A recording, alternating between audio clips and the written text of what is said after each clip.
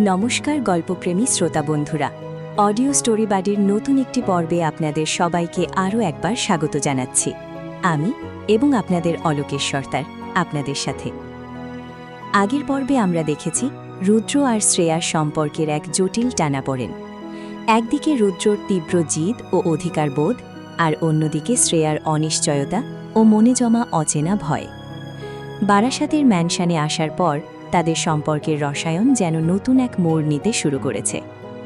অপরদিকে নয়না ও রৌনকের মধ্যকার দ্বন্দ্বেও এসেছে এক বিরাট ঝড়। নয়না অবশেষে রৌনকের অন্যায় দাবির বিরুদ্ধে নিজের শক্ত অবস্থান স্পষ্ট করে দিয়েছে।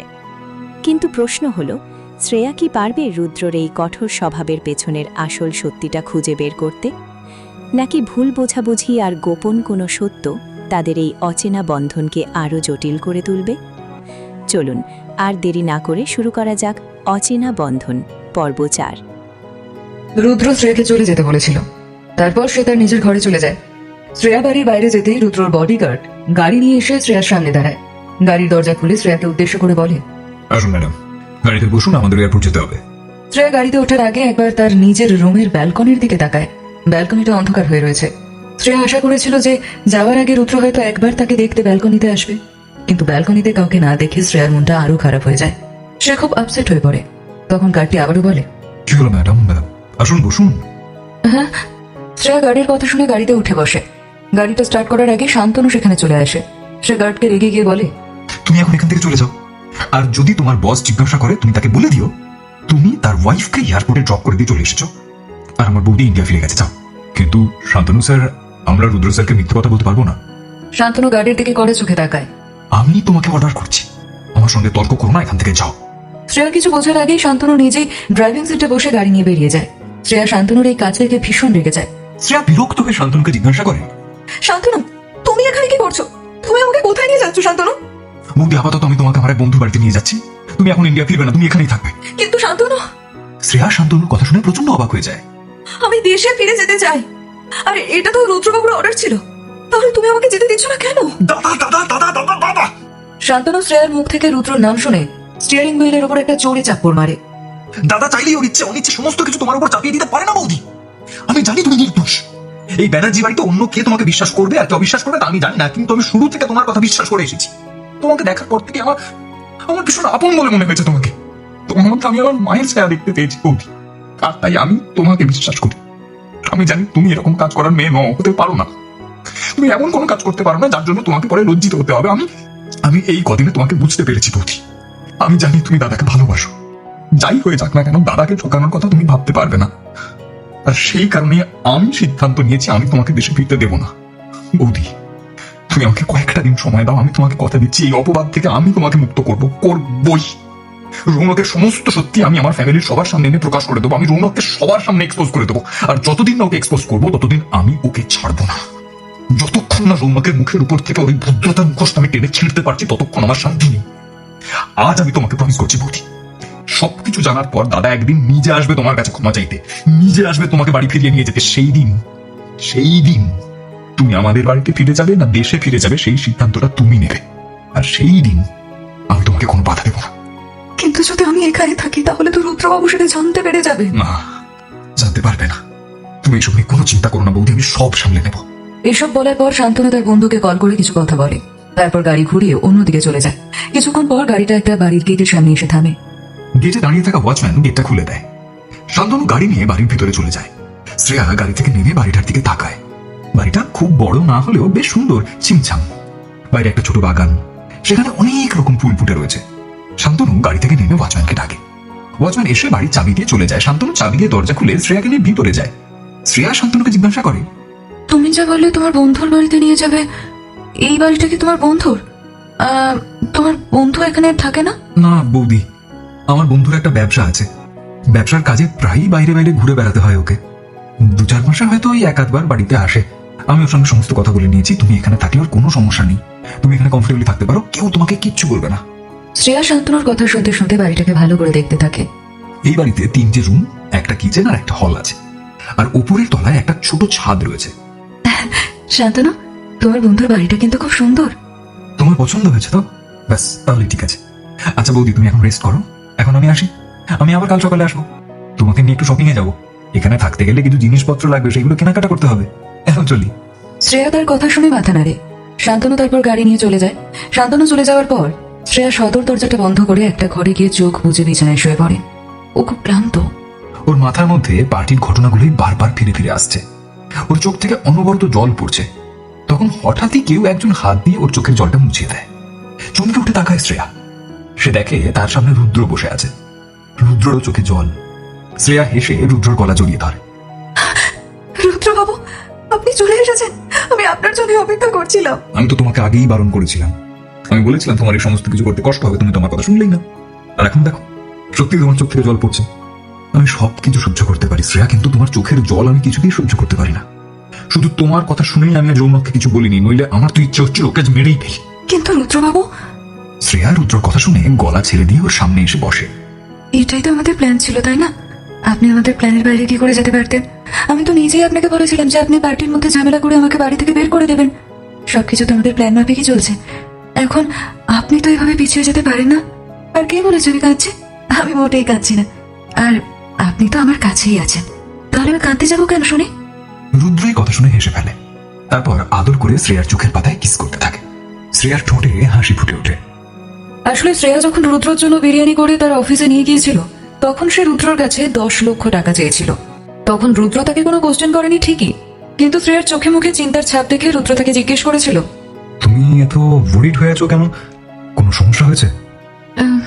রুদ্রবাবু, আমি আপনাকে একটা কথা বলতে চাই, কিন্তু বুঝতে পারছি না যে সেটা বলবো কি না। দেখো শ্রেয়া, রুদ্র তার কথা শুনে শ্রেয়ার মাথায় হাত বুলিয়ে বলে, যে কথা তোমাকে এত ভাবাচ্ছে সেটা তুমি আমাকে বলতেই পারো। আমি তোমার প্রবলেম সলভ করব। বলো কি কথা, কি নিয়ে তুমি এতটা ওয়ারিড হয়ে রয়েছো? শ্রেয়া, কেউ তোমায় বিরক্ত করছে? শ্রেয়া লম্বা শ্বাস নিয়ে রুদ্রকে সব কথা খুলে বলে। সে কিভাবে নয়নাকে মলে দেখেছিল, আর রৌনক কিভাবে নয়নাকে টাকার জন্য হ্যারাস করছিল, সবকিছু সে রুদ্রকে বলে দেয়। রুদ্র তার কথা শুনে বলে, ঠিক আছে, আমি আজই বাড়ি গিয়ে নয়নার সাথে কথা বলবো। না রুদ্রবাবু, আপনি যদি বাড়ি গিয়ে নয়নাদির সঙ্গে কথা বলেন তাহলে তো ও আরো রেগে যাবে।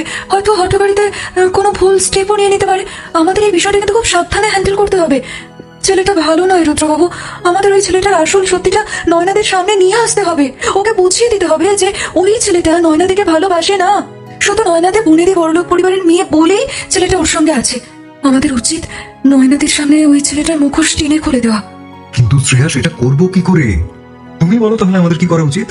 শ্রেয়া তাকে পুরো প্ল্যানটা এক্সপ্লেন করে। রুদ্র তার কথা শুনে অবাক হয়ে যায়। Absolutely not. তুমি যা বলছো তেমন কিছু করলে তোমাকে কষ্ট দেওয়া হবে। আমি কিছুতেই তোমাকে কষ্ট দিতে পারবো না। আমি তোমাকে ভালোবাসি শ্রেয়া। আমি জানি রুদ্রবাবু। না না না না না না, তুমি ভুল করছো। আমি ওইভাবে সবার সামনে তোমাকে বাড়ি থেকে বের করে দিতে পারবো না। দেখুন, শ্রেয়া রুদ্রর গালে আলতো করে হাত রাখে। আপনি যে আমাকে ভালোবাসেন সেটা আমি জানি। আমি তো সত্যি সত্যি বের করে দিতে বলছি না।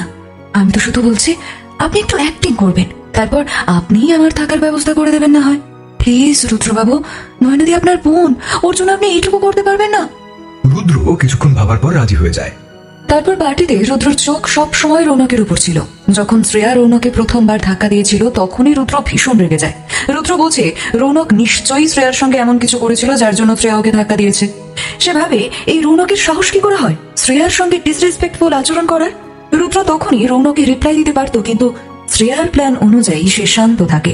তারপর থেকে ওর চোখ শুধুই রৌনকের উপরে ছিল। পার্টির মাঝখানে যখন শ্রেয়া রুমের দিকে যায় তখন রুদ্র দেখে ফেলে যে রৌনক ও শ্রেয়াকে ফলো করে ওর পিছু নিচ্ছে। সেটা দেখে রুদ্র তাড়াতাড়ি ওদের পিছন পিছন রুমের দিকে যায়। রৌনক শ্রেয়ার ঘরে ঢোকার আগে রুদ্রকে দেখে ফেলে, আর তখন সে একটা পিলারের পিছনে লুকিয়ে পড়ে। রুদ্র তাকে লুকিয়ে পড়তে দেখে সোজা নিজের ঘরের ভিতরে চলে যায়। তারপর শ্রেয়াকে চোখের ইশারা করে। শ্রেয়া আর রুদ্র সেই সময় ডেলিভারেটলি দরজা খুলে রেখে কথা বলছিল যাতে রৌনক ওদের সব কথা শুনতে পায়। বর্তমানে রুদ্র শ্রেয়া যে ঘরে আছে সেই ঘরটাকে ভালো করে দেখে।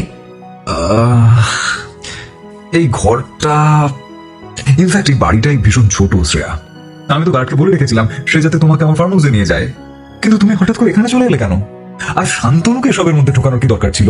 শান্তনুকে আমি এসবের মধ্যে ঢোকাইনি, ও নিজেই ঢুকে পড়েছে। ও তো আর আমাদের প্ল্যান সম্পর্কে জানি না। আপনি আমাকে বাড়ি থেকে বের করে দিয়েছেন বলে ওর খুব খারাপ লেগেছে। ওটাই নিজে থেকে আমাকে এখানে নিয়ে এসেছে।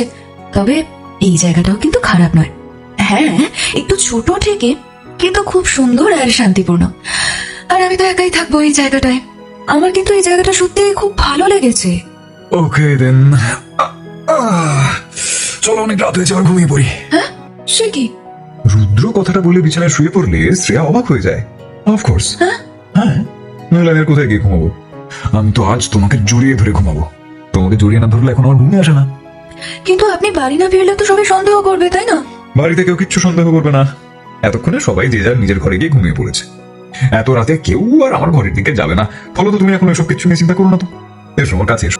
শ্রেয়া হাসি মুখে রুদ্রর বুকে মাথা রাখে।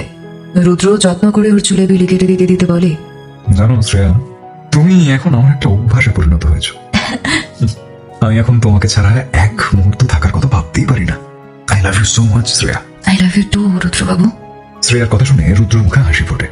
শ্রেয়া চোখ বন্ধ করে রুদ্রর বুকে মিশে যায়। সকালবেলা শ্রেয়ার ঘুম ভাঙে। সে রুদ্রর দিকে তাকায়। রুদ্র তখনও গভীর ঘুমে আচ্ছন্ন। ঘুমন্ত রুদ্রকে দেখতে খুব কিউট লাগে শ্রেয়ার। শ্রেয়া ওর দিকে তাকিয়ে মিটি মিটি করে হাসে। সে রুদ্রের উপরে ঝুঁকে এসে ঘুমন্ত রুদ্রর কপালে আলতো করে একটা কিস করে। রুদ্র ঠোঁটে হাসি ফুটে ওঠে। শ্রেয়া নিজেই সেটা দেখে হেসে ফেলে। তারপর সে সন্তর্পণে রুদ্র ঠোঁটে একটা কিস করতে যায়, আর তখন আচমকাই রুদ্র চোখটা খুলে ফেলে। এভাবে হঠাৎ রুদ্রকে চোখ খুলতে দেখে শ্রেয়া লজ্জা পেয়ে পিছিয়ে যায়।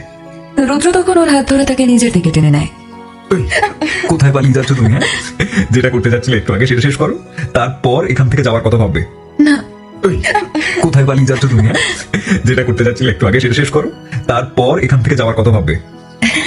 মোটেই না। এখন সবার আগে আপনার বাড়ি ফিরে যাওয়া উচিত। আর এই সমস্ত কেস টেস আপনি পরে নেবেন খন। আজ রাতে যখন আপনি আসবেন তখন এসব হবে।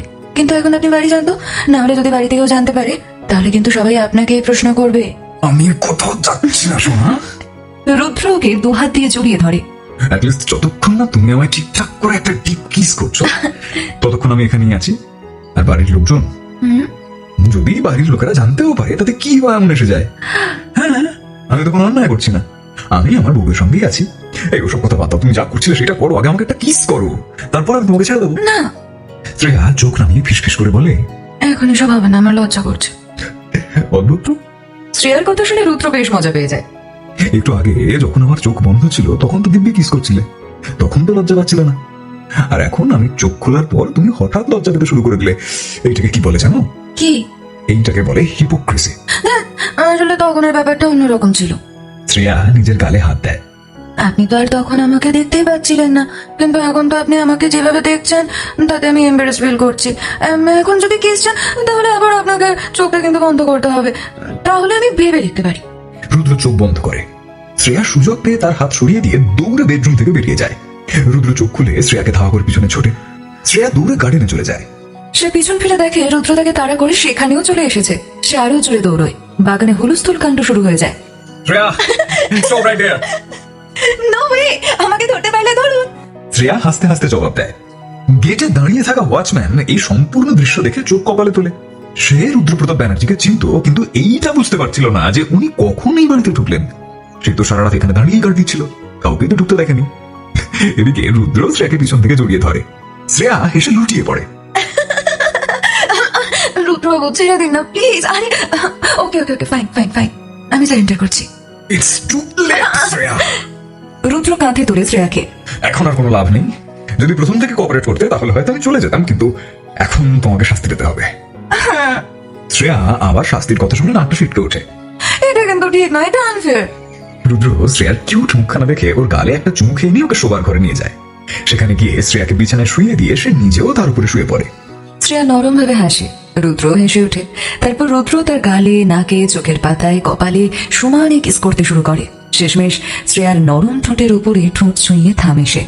রুদ্রর পক্ষে এই পরিস্থিতিতে আর নিজেকে কন্ট্রোল করা সম্ভব ছিল না।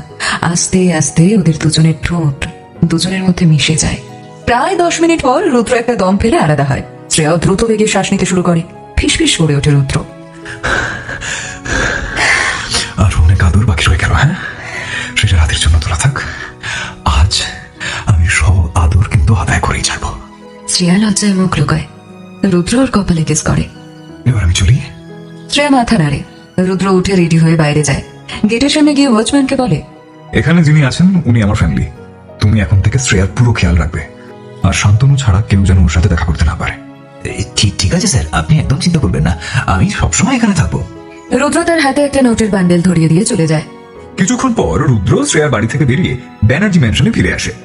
বাড়ির ভেতর ঢুকে সে দেখে সবাই থমথমে মুখে ড্রয়িং রুমে বসে রয়েছে। সকলের চোখ মুখ দেখে বোঝা যাচ্ছে বাড়ির পরিবেশ বেশ গরম। কেউ কারোর সঙ্গে কথা বলছে না। কালকে শ্রেয়াকে ওইভাবে বাড়ি থেকে বের করে দেওয়ার ব্যাপারটা কেউই সেভাবে মন থেকে মানতে পারেনি বোধহয়। রুদ্রকে ঢুকতে দেখে শান্তনু উঠে দাঁড়িয়ে পড়ে। রুদ্র শান্তনুকে দেখে বুঝতে পারে যে ও রাগেতে ভীষণ ফুঁসছে। রুদ্র ভিতরে এসে সবার দিকে একবার দেখে, তারপর প্রশ্ন করে, কি চলছে এখানে? শান্তনু রুদ্রের দিকে তাকিয়ে রাগ করে বলে, দাদা, তুই কাল বৌদির সঙ্গে যেটা করেছিস সেটা একেবারেই ঠিক করিসনি। খুব অন্যায় করেছিস। বৌদিকে ওইভাবে কষ্ট দেওয়া একদম উচিত হয়নি তোর। যে বৌদিকে আমি মায়ের আসনে বসিয়েছিলাম, তুই কাল বাড়ি থেকে তাকে তাড়িয়ে দিলি। এটা তুই একদম ঠিক করিসনি। এর জন্য আমি তোকে কোনোদিনও ক্ষমা করবো না। তুই কি ভাবলি বৌদি অন্যায় করেছে? ওদিকে নয় না আর ওই অসভ্য বয়ফ্রেন্ড, ওরা ধোয়া তুলসী পাতা। আমি খুব শিগগিরই আসল সত্যিটা সবার সামনে নিয়ে আসবো। সবার কাছে আমি প্রমাণ করে দেবো আমার বৌদি ভুল হতে পারে না। আর তখন তুইও তোর ভুলটা বুঝতে পারবি। ঠিক আছে, তুই যদি এরকম কিছু আনতে পারিস তাহলে আন। প্রথমে আমার কাছে সব প্রমাণ নিয়ে আয়, তারপর আমি তোকে প্রতিশ্রুতি দিচ্ছি আমি নিজে তোর বৌদির কাছে গিয়ে ক্ষমা চেয়ে নেব। এই বলে রুদ্র ঘরের দিকে চলে যায়। শান্তনু রাগে কাঁপতে কাঁপতে রুদ্র চলে যাওয়ার দিকে তাকিয়ে থাকে। রুদ্র যাওয়ার পর শান্তনু রাগ করে ব্যানার্জি ম্যানশনের বাইরে চলে যায়। অবন্তিকা দেবী অলোক বাবুর দিকে তাকান। এ কি হচ্ছে বলো তোমাদের বাড়িতে? কাল পার্টিতে এত কিছু ঘটলো, তারপর রুদ্র রেগে মেগে শ্রেয়াকে ইন্ডিয়াতে ফেরত পাঠিয়ে দিল, আর এখন এইসব। অলোক বাবু কোনো উত্তর দেন না, শুধু একটা দীর্ঘশ্বাস ফেলেন। অবন্তিকা দেবী এবার নয়নার দিকে তাকান। নয়না, তুই আমাকে সত্যি করে বলতো, সত্যি কি তোর রৌনক নামের ছেলেটাকে চিনতিস না? এই সব কিছুর পিছনে তোর কোনো হাত নেই তো? রুদ্র আর শ্রেয়া একে অপরকে খুব ভালোবাসে, কিন্তু তা সত্ত্বেও ওরা আলাদা হয়ে গেল। আমি যদি পরে জানতে পারি যে এই সবের পেছনে তোর ভূমিকা আছে, তাহলে অন্য কে কি করবে তো আমি সেটা জানি না। আমি কিন্তু তোকে কখনো ক্ষমা করবো না। নয়না তার মায়ের কথা শুনে বেশ ঘাবড়ে যায়। না না, আমি সত্যি রৌনককে চিনি না, আমি সত্যি বলছি তো। আমি ছেলেটাকে কালকেই জাস্ট পার্টিতে প্রথমবার দেখেছি, আমি সত্যি বলছি।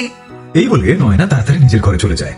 নয়না তার নিজের ঘরে এসে দরজা বন্ধ করে রৌনককে কল করে। অন্য পাশ থেকে রৌনক ফোন তুলে বলে, তুমি এটা কি করলে বলো তো? হ্যাঁ, তোমার জন্য, শুধুমাত্র তোমার জন্য আজকে আমার দাদা আর বৌদি আলাদা হয়ে গেছে। তুমি জানো আমার বাড়ির পরিবেশটি কতটা খারাপ হয়ে গেছে? সবাই খুব দুঃখ পেয়েছে। আর হ্যাঁ, শান্তনুর তো তোমার উপরে ভীষণ সন্দেহ হয়েছে, আর ও বলেছে যে ও খুব শিগগিরই আসল সত্যিটা সবার সামনে নিয়ে আসবে। আরে বাবা, শ্রেয়া তো তোমার জন্যই 10 লাখ টাকা নিয়ে এসেছিল। তুমি তো চুপচাপ টাকাটা নিয়ে চলে গেলেই পারতে, কিন্তু না, ওনার তো অসভ্যতা করার ছিল। কে বলেছিল বলো তো তোমাকে এসব করতে? রৌনক নয়নার কথা শুনে দাঁতে দাঁত চেপে উত্তর দেয়, তোমার মনে হচ্ছে না তুমি আজকাল একটু বেশি কথা বলছো? আমার সামনে এত কথা বলার সাহস কি করে তোমার? তুমি ভুলে যাচ্ছ যে আমি তোমার বয়ফ্রেন্ড। বয়ফ্রেন্ড মাই ফুট, কাল পর্যন্ত আমি তোমার প্রেমে অন্ধ ছিলাম, তাই তোমার দোষ ত্রুটি কোনো কিছুই আমার চোখে পড়তো না। কাল তোমার কাজ করবো না আমার সেই চোখ খুলে দিয়েছে।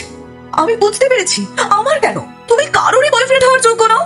তুমি শুধু আমার সঙ্গে টাইম পাস করছিলে, আমারই সামনে, হ্যাঁ আমারই সামনে আমারই বৌদির সঙ্গে তুমি ফ্লার্ট করছিলে। এত সাহস তোমার!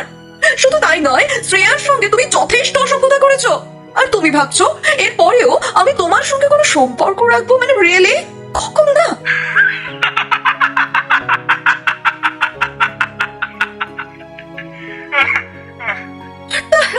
তুমি এরকম পাগলের মতো হাসছো কেন? কি হলো? কিসের জন্য এত হাসি পাচ্ছে তোমার?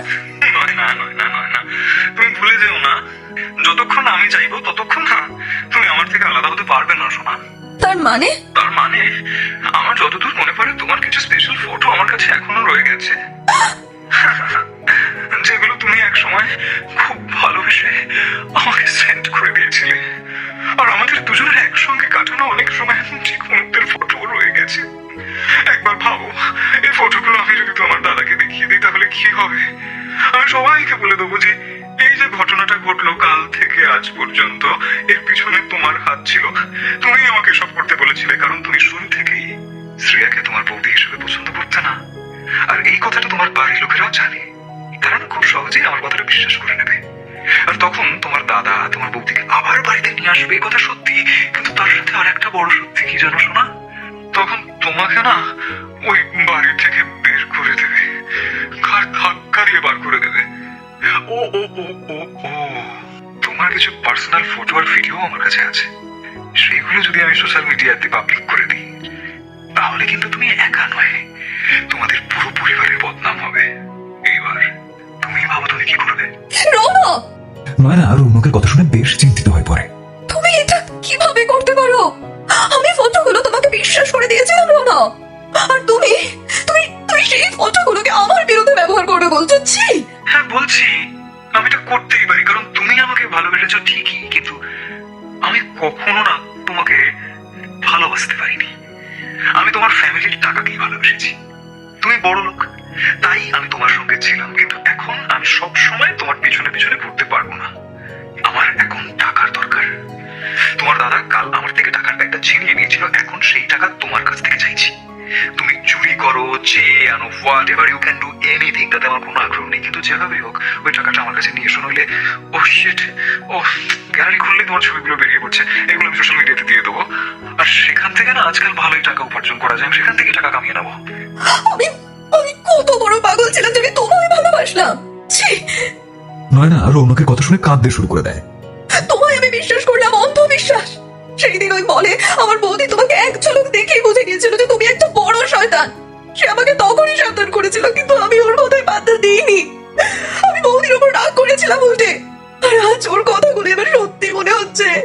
তোমার জন্য, শুধুমাত্র তোমার জন্য আমার বৌদিকে বাড়ি ছাড়তে হলো, আর তুমি উল্টে আমাকে ব্ল্যাকমেল করছো। দেখো শোনা, তুমি আমাকে শয়তান বলো আর যাই বলো, এসবে আমার কিচ্ছু যায় আসে না। আজ বিকেল 5টা, এর মধ্যে তুই টাকাটা নিয়ে আমার বাড়িতে আসবি, হ্যাঁ? নইলে তোর ফটো আমি আজই সোশ্যাল মিডিয়াতে দিয়ে দেবো। এই বলেই রৌনক ফোনটা কেটে দেয়। নয়না বিছানায় মোবাইলটা ফেলে দিয়ে উপর হয়ে লুটিয়ে পড়ে কাঁদতে শুরু করে।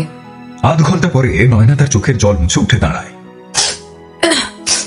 রৌনক, তুমি আমাকে অনেক ব্ল্যাকমেল করেছো, আর তুমি ভাবছো আমি তোমার কথায় মানবো, কিন্তু তুমি তো ভুল ভাবছো। আমি আগে যে ভুল করেছিলাম তা আমি আর করবো না। আজ আমি নিজেই আমার দাদাকে তোমার সব সত্যি কথা বলে দেব। আর শুধু দাদাকে নয়, পুরো পরিবারকে, সবাইকে বলে দেব। তারপর আমার যা হবে তা আমি দেখে নেব, কিন্তু এখন আমি আমার ফ্যামিলির থেকে সত্যিটা লুকিয়ে রাখতে পারবো না। এই কথা বলে নয়না চোখের জল মুছে নিজের ঘর থেকে বেরিয়ে যায়। কিছুক্ষণ পর নয়না বাড়ির সবাইকে হলে আসার জন্য অনুরোধ করে, শুধু শান্তনু বাদে, কারণ শান্তনু এখনো বাড়ি ফেরেনি। অবন্তিকা দেবী নয়নাকে জানতে চান, নয়না, কি ব্যাপারে? তুই আমাদের সবাইকে এখানে কেন ডেকেছিস? আমাদের সঙ্গে কি আলোচনা করতে চাস তুই? নয়না তার মায়ের দিকে তাকায়, তারপর মাথাটা নিচু করে নেয়। কি হলো? তুই চোখ নামিয়ে নিচ্ছিস কেন? আমাদের সঙ্গে কি এমন কথা বলতে চাস যার জন্য সবাইকে একসঙ্গে তোর দরকার এখানে?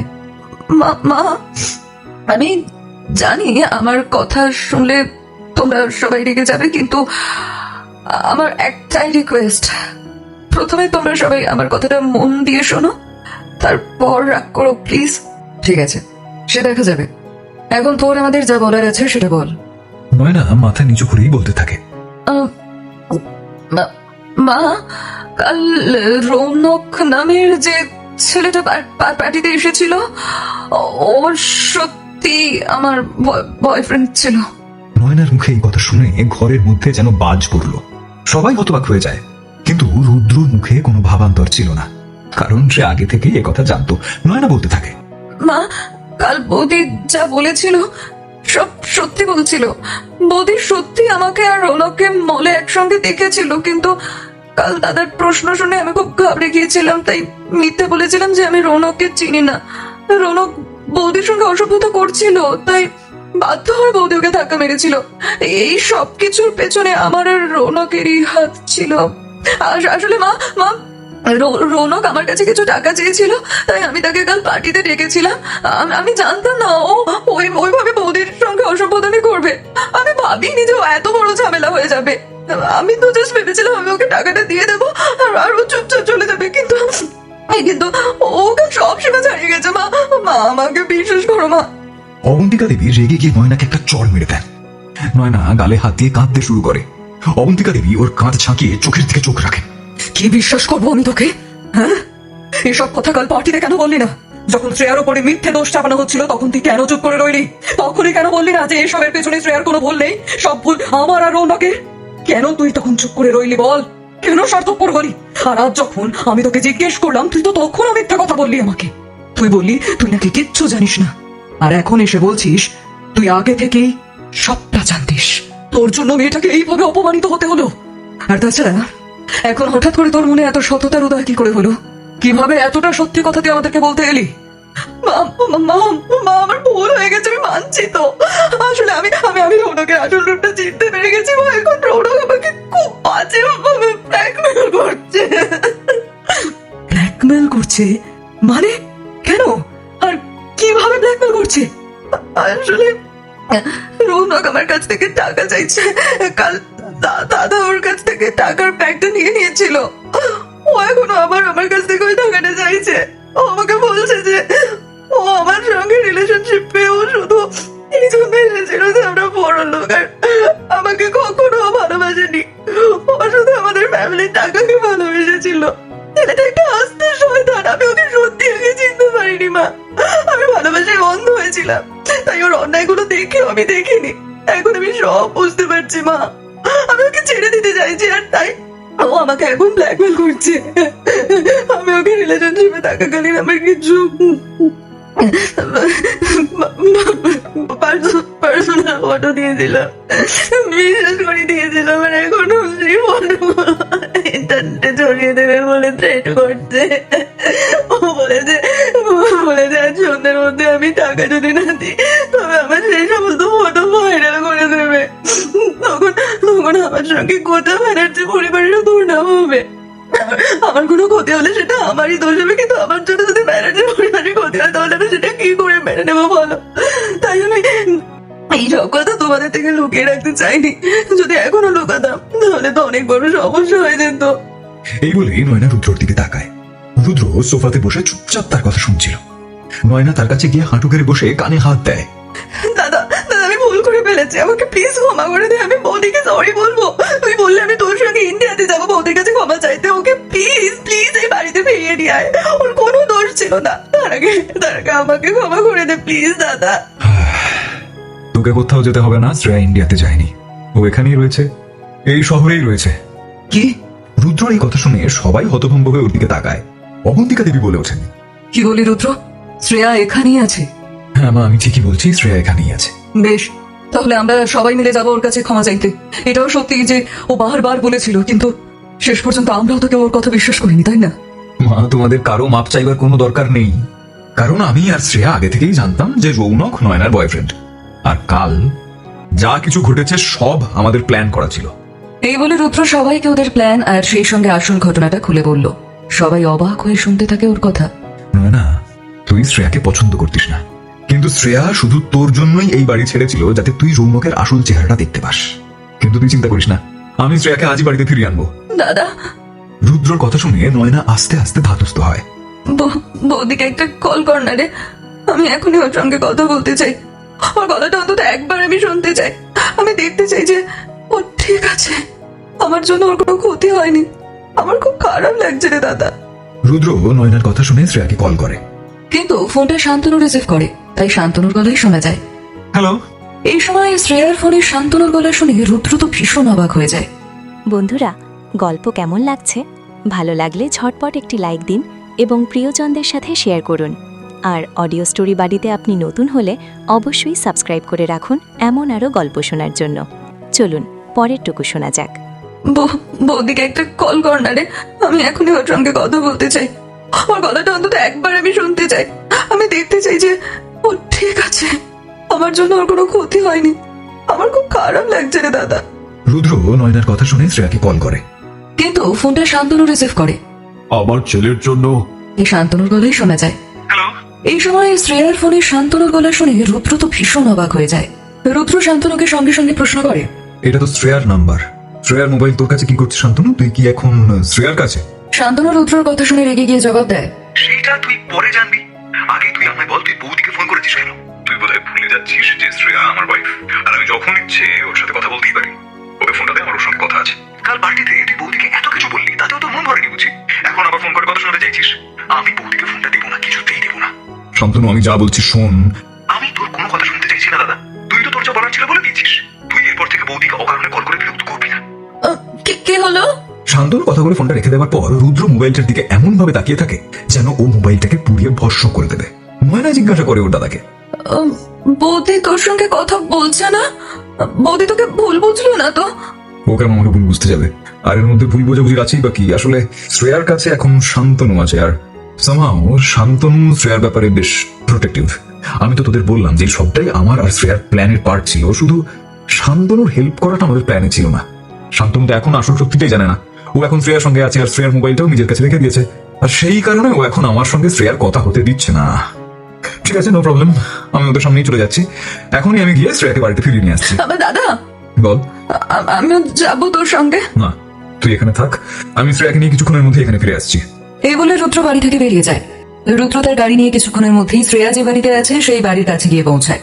গাড়ি থেকে নেমে সে সরাসরি বাড়ির ভেতরের দিকে হাঁটা দেয়, তখনই ওয়াচম্যান তাকে বাধা দেয়। স্যার স্যার স্যার, কি হলো, হবাচ্ছ কেন? স্যার মানে বলছি যে ম্যাডাম তো বাড়িতে নেই। বাড়িতে নেই মানে কোথায় গেছে ও? মানে স্যার কোথায় গেছে সেটা তো আমি জানি না, তবে আপনার ছোট ভাই শান্তনু শান্তনু স্যার এসেছিলেন, ম্যাডাম তো ওনার সঙ্গে কথাটা বেরিয়ে গেলেন। ওনারা কোথায় যাচ্ছেন সেটা আমাকে বলে যাননি। রুদ্র এটা শুনে আবারও শ্রেয়াকে কল করে, কিন্তু শ্রেয়ার মোবাইলটা বোধহয় তখনও শান্তনুর কাছে, তাই শান্তনু আবারও রুদ্র কলটা কেটে দেয়। রুদ্র রেগে গিয়ে বিড়বিড় করতে থাকে। শান্তনু, তুই একবার আমার সামনে আয়, তারপর দেখ আমি তোর কি অবস্থা করি। তোর এত বড় সাহস, তুই শ্রেয়ার সাথে আমার কথা হতে দিচ্ছিস না। তুই আজ বাড়ি আয় একবার, আর শ্রেয়াকেও আমি এর জন্য বকুনি দেবো। ওরই বা শান্তনুর হাতে নিজের মোবাইলটা একেবারে দিয়ে দেওয়ার কি দরকারটা ছিল? ওয়াচম্যান অবাক হয়ে রুদ্রকে ফেলফেল করে দেখতে থাকে। রুদ্র একবার কড়া চোখে ওয়াচম্যানের দিকে তাকিয়ে গাড়িতে উঠে চলে যায়।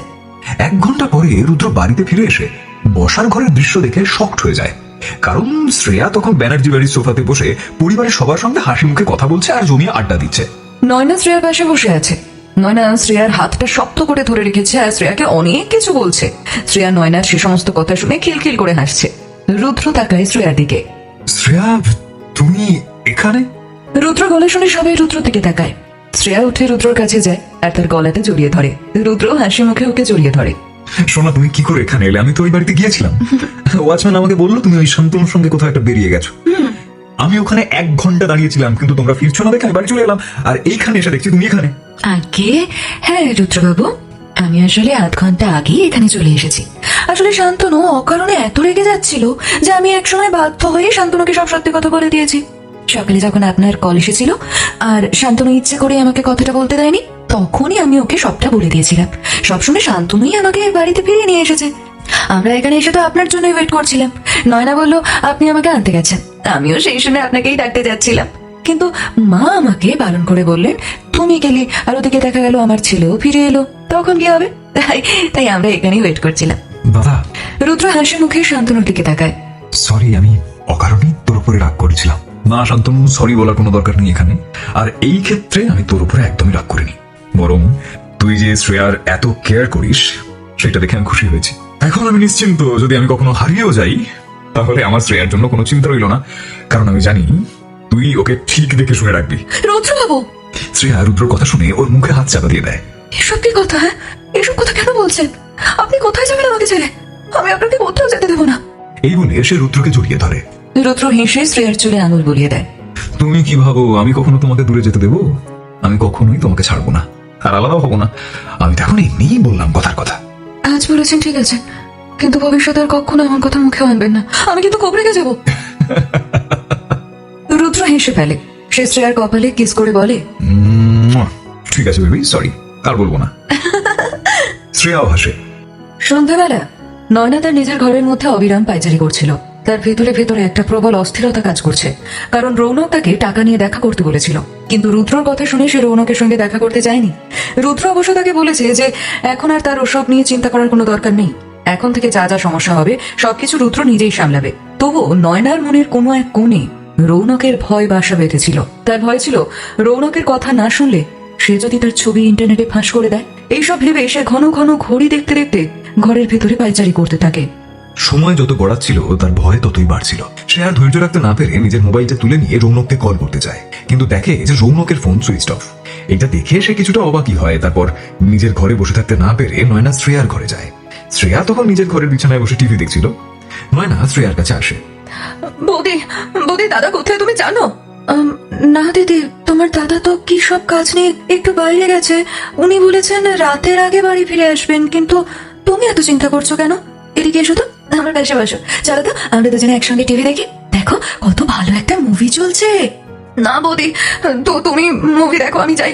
আসলে আমার না খুব চিন্তা হচ্ছে গো, আর ভয় করছে। নয়নার কথা শুনে শ্রেয়া তার হাত ধরে নিজের পাশে বসিয়ে দেয়। বসো তো, কিসের জন্য ভয় করছে আমাকে বলো তো? রৌনকের জন্য।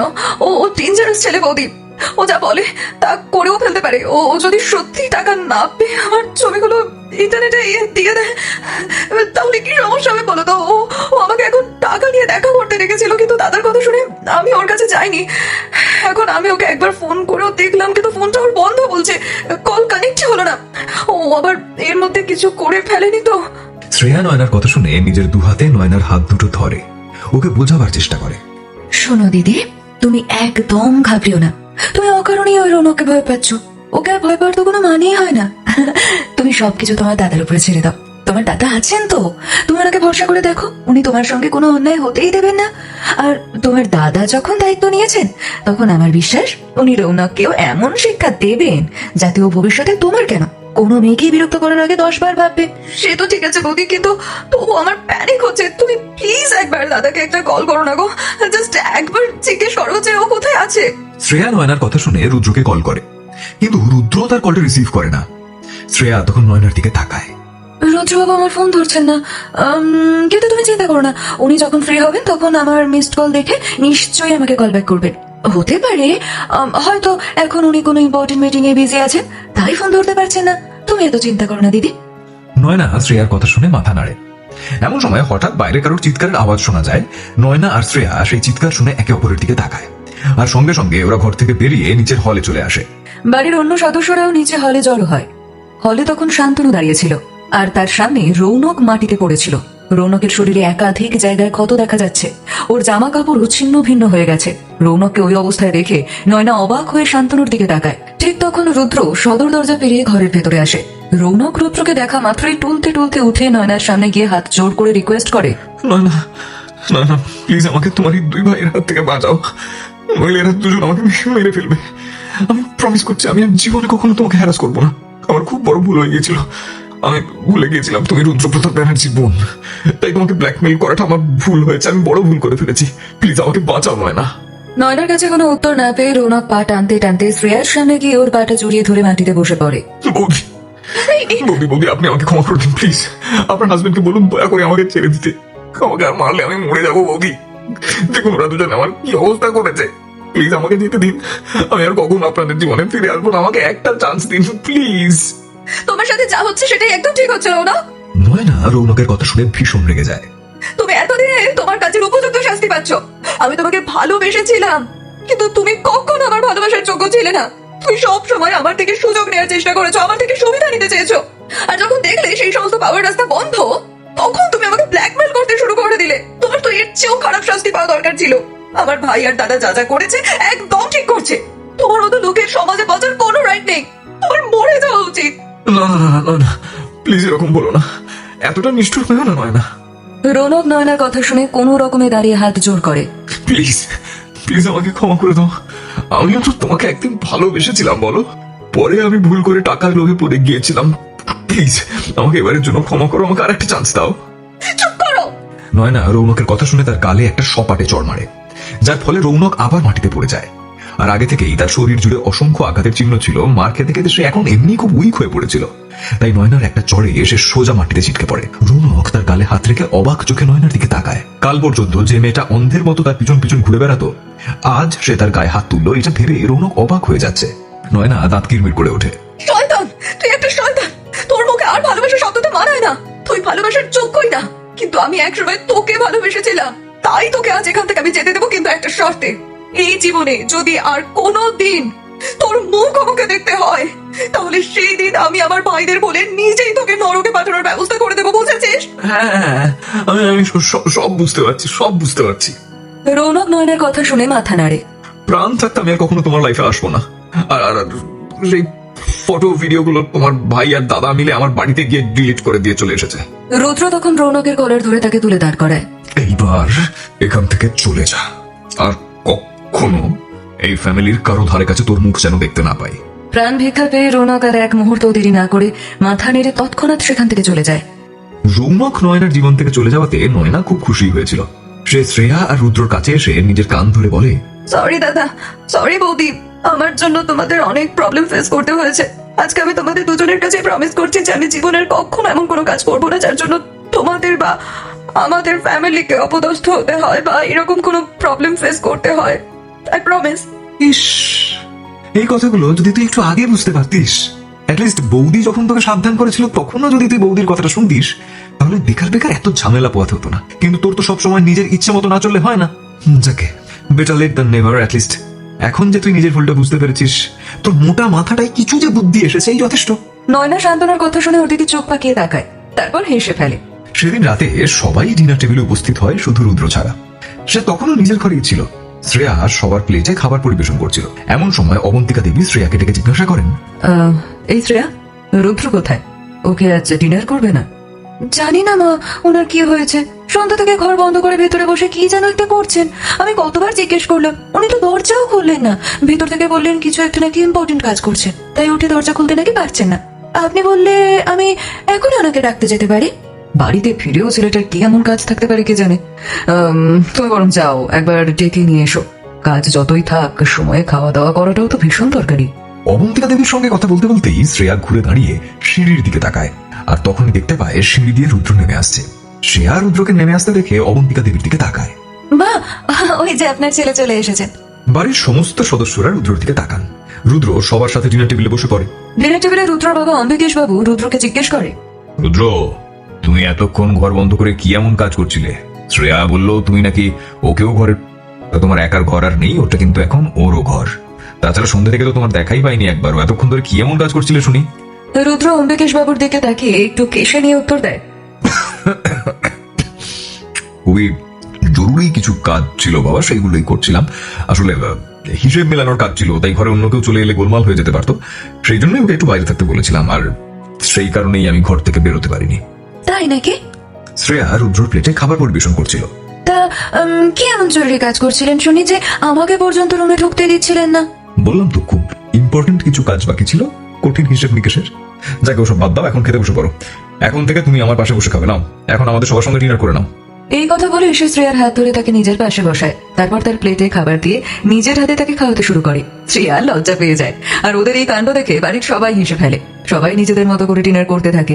রুদ্র নিজে খাওয়ার পাশাপাশি শ্রেয়াকেও নিজের হাতে করে খাইয়ে দিতে থাকে। ডিনার শেষে সবাই নিজেদের রুমে ঘুমাতে যায়। এমন সময় নয়না আসে শ্রেয়ার কাছে। বৌদি, আজকে একটু আমার রুমে চলো না প্লিজ। আজকে আমরা দুজনে মিলে হরর মুভি দেখবো। আইডিয়াটা ভালো না? শ্রেয়া নয়নার কথায় রাজি হয়ে গিয়ে রুদ্রকে জানায়, রুদ্রবাবু, আজ আমি দিদির রুমে ওর সঙ্গে ঘুমাবো। আমাদের আজ মুভি নাইটের প্ল্যান আছে। আমরা আজ রাত্রে গিয়ে হরর মুভি দেখবো। হ্যাঁ রে নয়না। রুদ্র শ্রেয়ার কথা শুনে নয়নার দিকে তাকায়। এই সমস্ত আইডিয়া তোদের মাথায় কে দেয় রে? এত রাতে কাউকে মুভি দেখতে হবে না, মুভি দেখতে হলে কাল দিনের বেলায় দেখবে, যখন আমি অফিস চলে যাবো তখন। আর নয়না, তুই তো আজকে রাত জাগবি না। কেন? আজ তোর উপর অনেক ধকল গেছে, যা এখন চুপচাপ গিয়ে ঘুমিয়ে পড়। নইলে আমি মাকে গিয়ে বলে দেবো তুই রাত জেগে ফিল্ম দেখার প্ল্যান করছিস। রুদ্র তারপর শ্রেয়ার দিকে তাকায়। আর শ্রেয়া, তুমি আজকে আমার রুমে আমার সাথেই ঘুমবে। ও, নয়না রুদ্রর কথা শুনে বিষণ্ণ চোখে শ্রেয়ার দিকে তাকায়। শ্রেয়া আবার তাকায় রুদ্রর দিকে। আমি তো রোজই আপনার সাথে ঘুমোই। একটা দিন না ঘুমোলে কি হতে হবে? একদিনে কি সব নিয়ম শৃঙ্খলা ভেঙে পড়বে নাকি? আজ আমার জন্য খুব ইম্পর্টেন্ট একটা রাত। রুদ্রার কোনো কথা না বাড়িয়ে শ্রেয়ার হাতটা টেনে ধরে ওকে নিজের কোলে তুলে নেয়। আর তুমি ভাবছো আমি আজ তোমাকে আমার কাছ থেকে আলাদা থাকতে দেবো? ইয়ার কি হচ্ছে নাকি? এইসব ভাবনা তোমার মাথায় আসে কি করে বলতো? আচ্ছা, শ্রেয়া রুদ্রর কথার মানে বুঝতে পারে না, সে জিজ্ঞাসা করে, ইম্পর্টেন্ট রাত মানেটা কি? মানে আজকে কি স্পেশাল কিছু আছে? সেইটা রুদ্র শ্রেয়াকে কোলে করে উপরের তলায় নিজের ঘরের দিকে নিয়ে যেতে যেতে বলে, সেইটা তুমি নিজেই গিয়ে দেখে নিও। নয়না রুদ্রর কথার মানে বুঝে ফেলে। তার ঠোঁটের কোণে একটা মৃদু হাসি ফুটে ওঠে। সে হাসতে হাসতে নিজের রুমে চলে যায়। রুদ্র শ্রেয়াকে কোলে করে রুমে নিয়ে এসে তাকে রুমের মাঝখানে দাঁড় করিয়ে দেয়। শ্রেয়া রুমের চারিদিকে তাকিয়ে দেখে পুরো রুম অন্ধকার, তাই সে রুদ্রর কাঁধে হাত রাখে। আমাদের রুমে এত অন্ধকার কেন? আপনি কি করছিলেন বলুন তো এখানে? আপনি ঘরের সব আলো নিভিয়ে কেন রেখে দিয়েছেন? রুদ্র তার প্রশ্ন শুনে রুমের দরজা বন্ধ করে, তারপর লাইট অন করে। লাইট অন হওয়ার সাথে সাথে রুমের চেহারা দেখে শ্রেয়ার মুখ হাঁ হয়ে যায়। পুরো রুমটা খুব সুন্দর করে ফুল দিয়ে সাজানো হয়েছে। চারিদিকে হার্ট শেপড বেলুন ছড়ানো রয়েছে, আর সমস্ত বেলুনে লেখা রয়েছে আই লাভ ইউ। ফুলের হালকা মিষ্টি গন্ধে গোটা ঘরটা মোমো করছে। রুদ্র রিমোট দিয়ে মিউজিক সিস্টেম অন করে রোমান্টিক গান চালিয়ে দেয়। শ্রেয়া তখন বিছানার দিকে তাকিয়ে দেখে গোটা বিছানাটা ফুলের পাপড়ি দিয়ে ঢাকা। বিছানার ঠিক মাঝখানে লাল গোলাপের পাপড়ি দিয়ে হার্ট শেপ তৈরি করা হয়েছে, যেটা দেখতে অসম্ভব সুন্দর লাগছে। শ্রেয়া এইসব দেখে স্টান্ট হয়ে গেছে। এমন সময় রুদ্র পিছন থেকে শ্রেয়াকে জড়িয়ে ধরে, তার কাঁধে মাথা রেখে তার গালে গাল ঠেকায়, আর তারপর আলতো করে একটা কিস করে। শ্রেয়া, আজ আমাদের বিয়ের 1টা মাস পূর্ণ হলো। আমার মনে হয় এই 1 মাসে আমি আর কিছু পারি আর না পারি তোমার হৃদয় আমি জয় করতে পেরেছি। তাই আজ আমি নিজে হাতে তোমার আর আমার ফুলসজ্জার খাট সাজিয়েছি। আজ আমরা সত্যিকারের স্বামী স্ত্রী হব। আমাদের শরীর মন মিলেমিশে একাকার হয়ে যাবে, কিন্তু তার আগে আমি তোমার পারমিশন চাইছি। তুমি রেডি তো? আমি সন্ধ্যা থেকে এই সমস্ত কিছু প্রিপেয়ার করছিলাম। তুমি যদি পারমিশন দাও তাহলে আমি তোমাকে সম্পূর্ণ আমার করে নিতে চাই। শ্রেয়া, আজ আমাদের বিয়ের 1টা মাস পূর্ণ হলো। আমার মনে হয় এই 1 মাসে আমি আর কিছু পারি আর না পারি তোমার হৃদয় আমি জয় করতে পেরেছি। তাই আজ আমি নিজে হাতে তোমার আর আমার ফুলসজ্জার খাট সাজিয়েছি। আজ আমরা সত্যিকারের স্বামী স্ত্রী হব। আমাদের শরীর মন মিলেমিশে একাকার হয়ে যাবে, কিন্তু তার আগে আমি তোমার পারমিশন চাইছি। তুমি রেডি তো? আমি সন্ধ্যা থেকে এই সমস্ত কিছু প্রিপেয়ার করছিলাম। তুমি যদি পারমিশন দাও তাহলে আমি তোমাকে সম্পূর্ণ আমার করে নিতে চাই। শ্রেয়া রুদ্রর কথা শুনে লজ্জায় চোখ নামিয়ে নেয়। ওর গাল দুটো আপনা থেকেই লালচে হয়ে ওঠে। বুকের ভেতর ধুকপুকুনিটা যেন কয়েক গুণ বেড়ে গেছে। রুদ্র 2 হাতে আলতো কুড়িয়ে শ্রেয়ার মুখটা তুলে ধরে নিজের দিকে করে বলে, বলো না শ্রেয়া, তুমি কি আমাকে সেই অধিকার আজ দেবে যাতে আমি তোমাকে সম্পূর্ণভাবে আমার করে নিতে পারি? শ্রেয়ার মন আজ রুদ্রর প্রতিটা কথা মেনে নেওয়ার জন্য প্রস্তুত। সেও আজ রুদ্রর একান্ত আপন হতে চায় শরীর ও মনের অনাবিল সমর্পণে। সে লাজুক ভঙ্গিতে হালকা মাথা নেড়ে সম্মতি জানায়। চোখ নামিয়ে নেয় আবারও। তার ঠোঁটের কোণে একটা লাজুক হাসি উকি দিয়ে যায়। রুদ্র সেটা দেখে মৃদু হাসে। তারপর সে শ্রেয়ার কোমরে হাত রেখে আচমকা তাকে আরো কাছে টেনে নেয়। ওরা এত কাছাকাছি চলে আসে যে দুজনের শ্বাস প্রশ্বাস একে অপরের সঙ্গে মিলে মিশে একাকার হয়ে যায়। রুদ্র তাকে আস্তে করে ঘুরিয়ে দেয়। তারপর তার ব্লাউজের পিছনে বাঁধা ফিতেটা আলতো টানে খুলে দেয়। বাঁধন খুলে যেতেই শ্রেয়ার পরিষ্কার থপথপে পিঠ রুদ্রর চোখে আরো স্পষ্ট হয়ে ওঠে। রুদ্র মুগ্ধ দৃষ্টিতে সেই পিঠে হাত বুলিয়ে দেয়। স্নিগ্ধ উষ্ণ এক স্রোত আঙুলের ডগা থেকে শ্রেয়ার সারা শরীরে কাঁপুনি ধরিয়ে দেয়।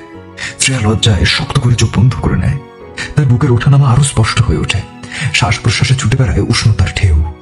রুদ্র তারপর শ্রেয়ার পিঠে আলতো করে ঠোঁট ছোঁয়ায়। ধীরে ধীরে একের পর এক কিস করে যেতে থাকে। রুদ্রর প্রতিটি স্পর্শে নিঃশব্দে যেন লেখা থাকে ভালোবাসার অক্ষর।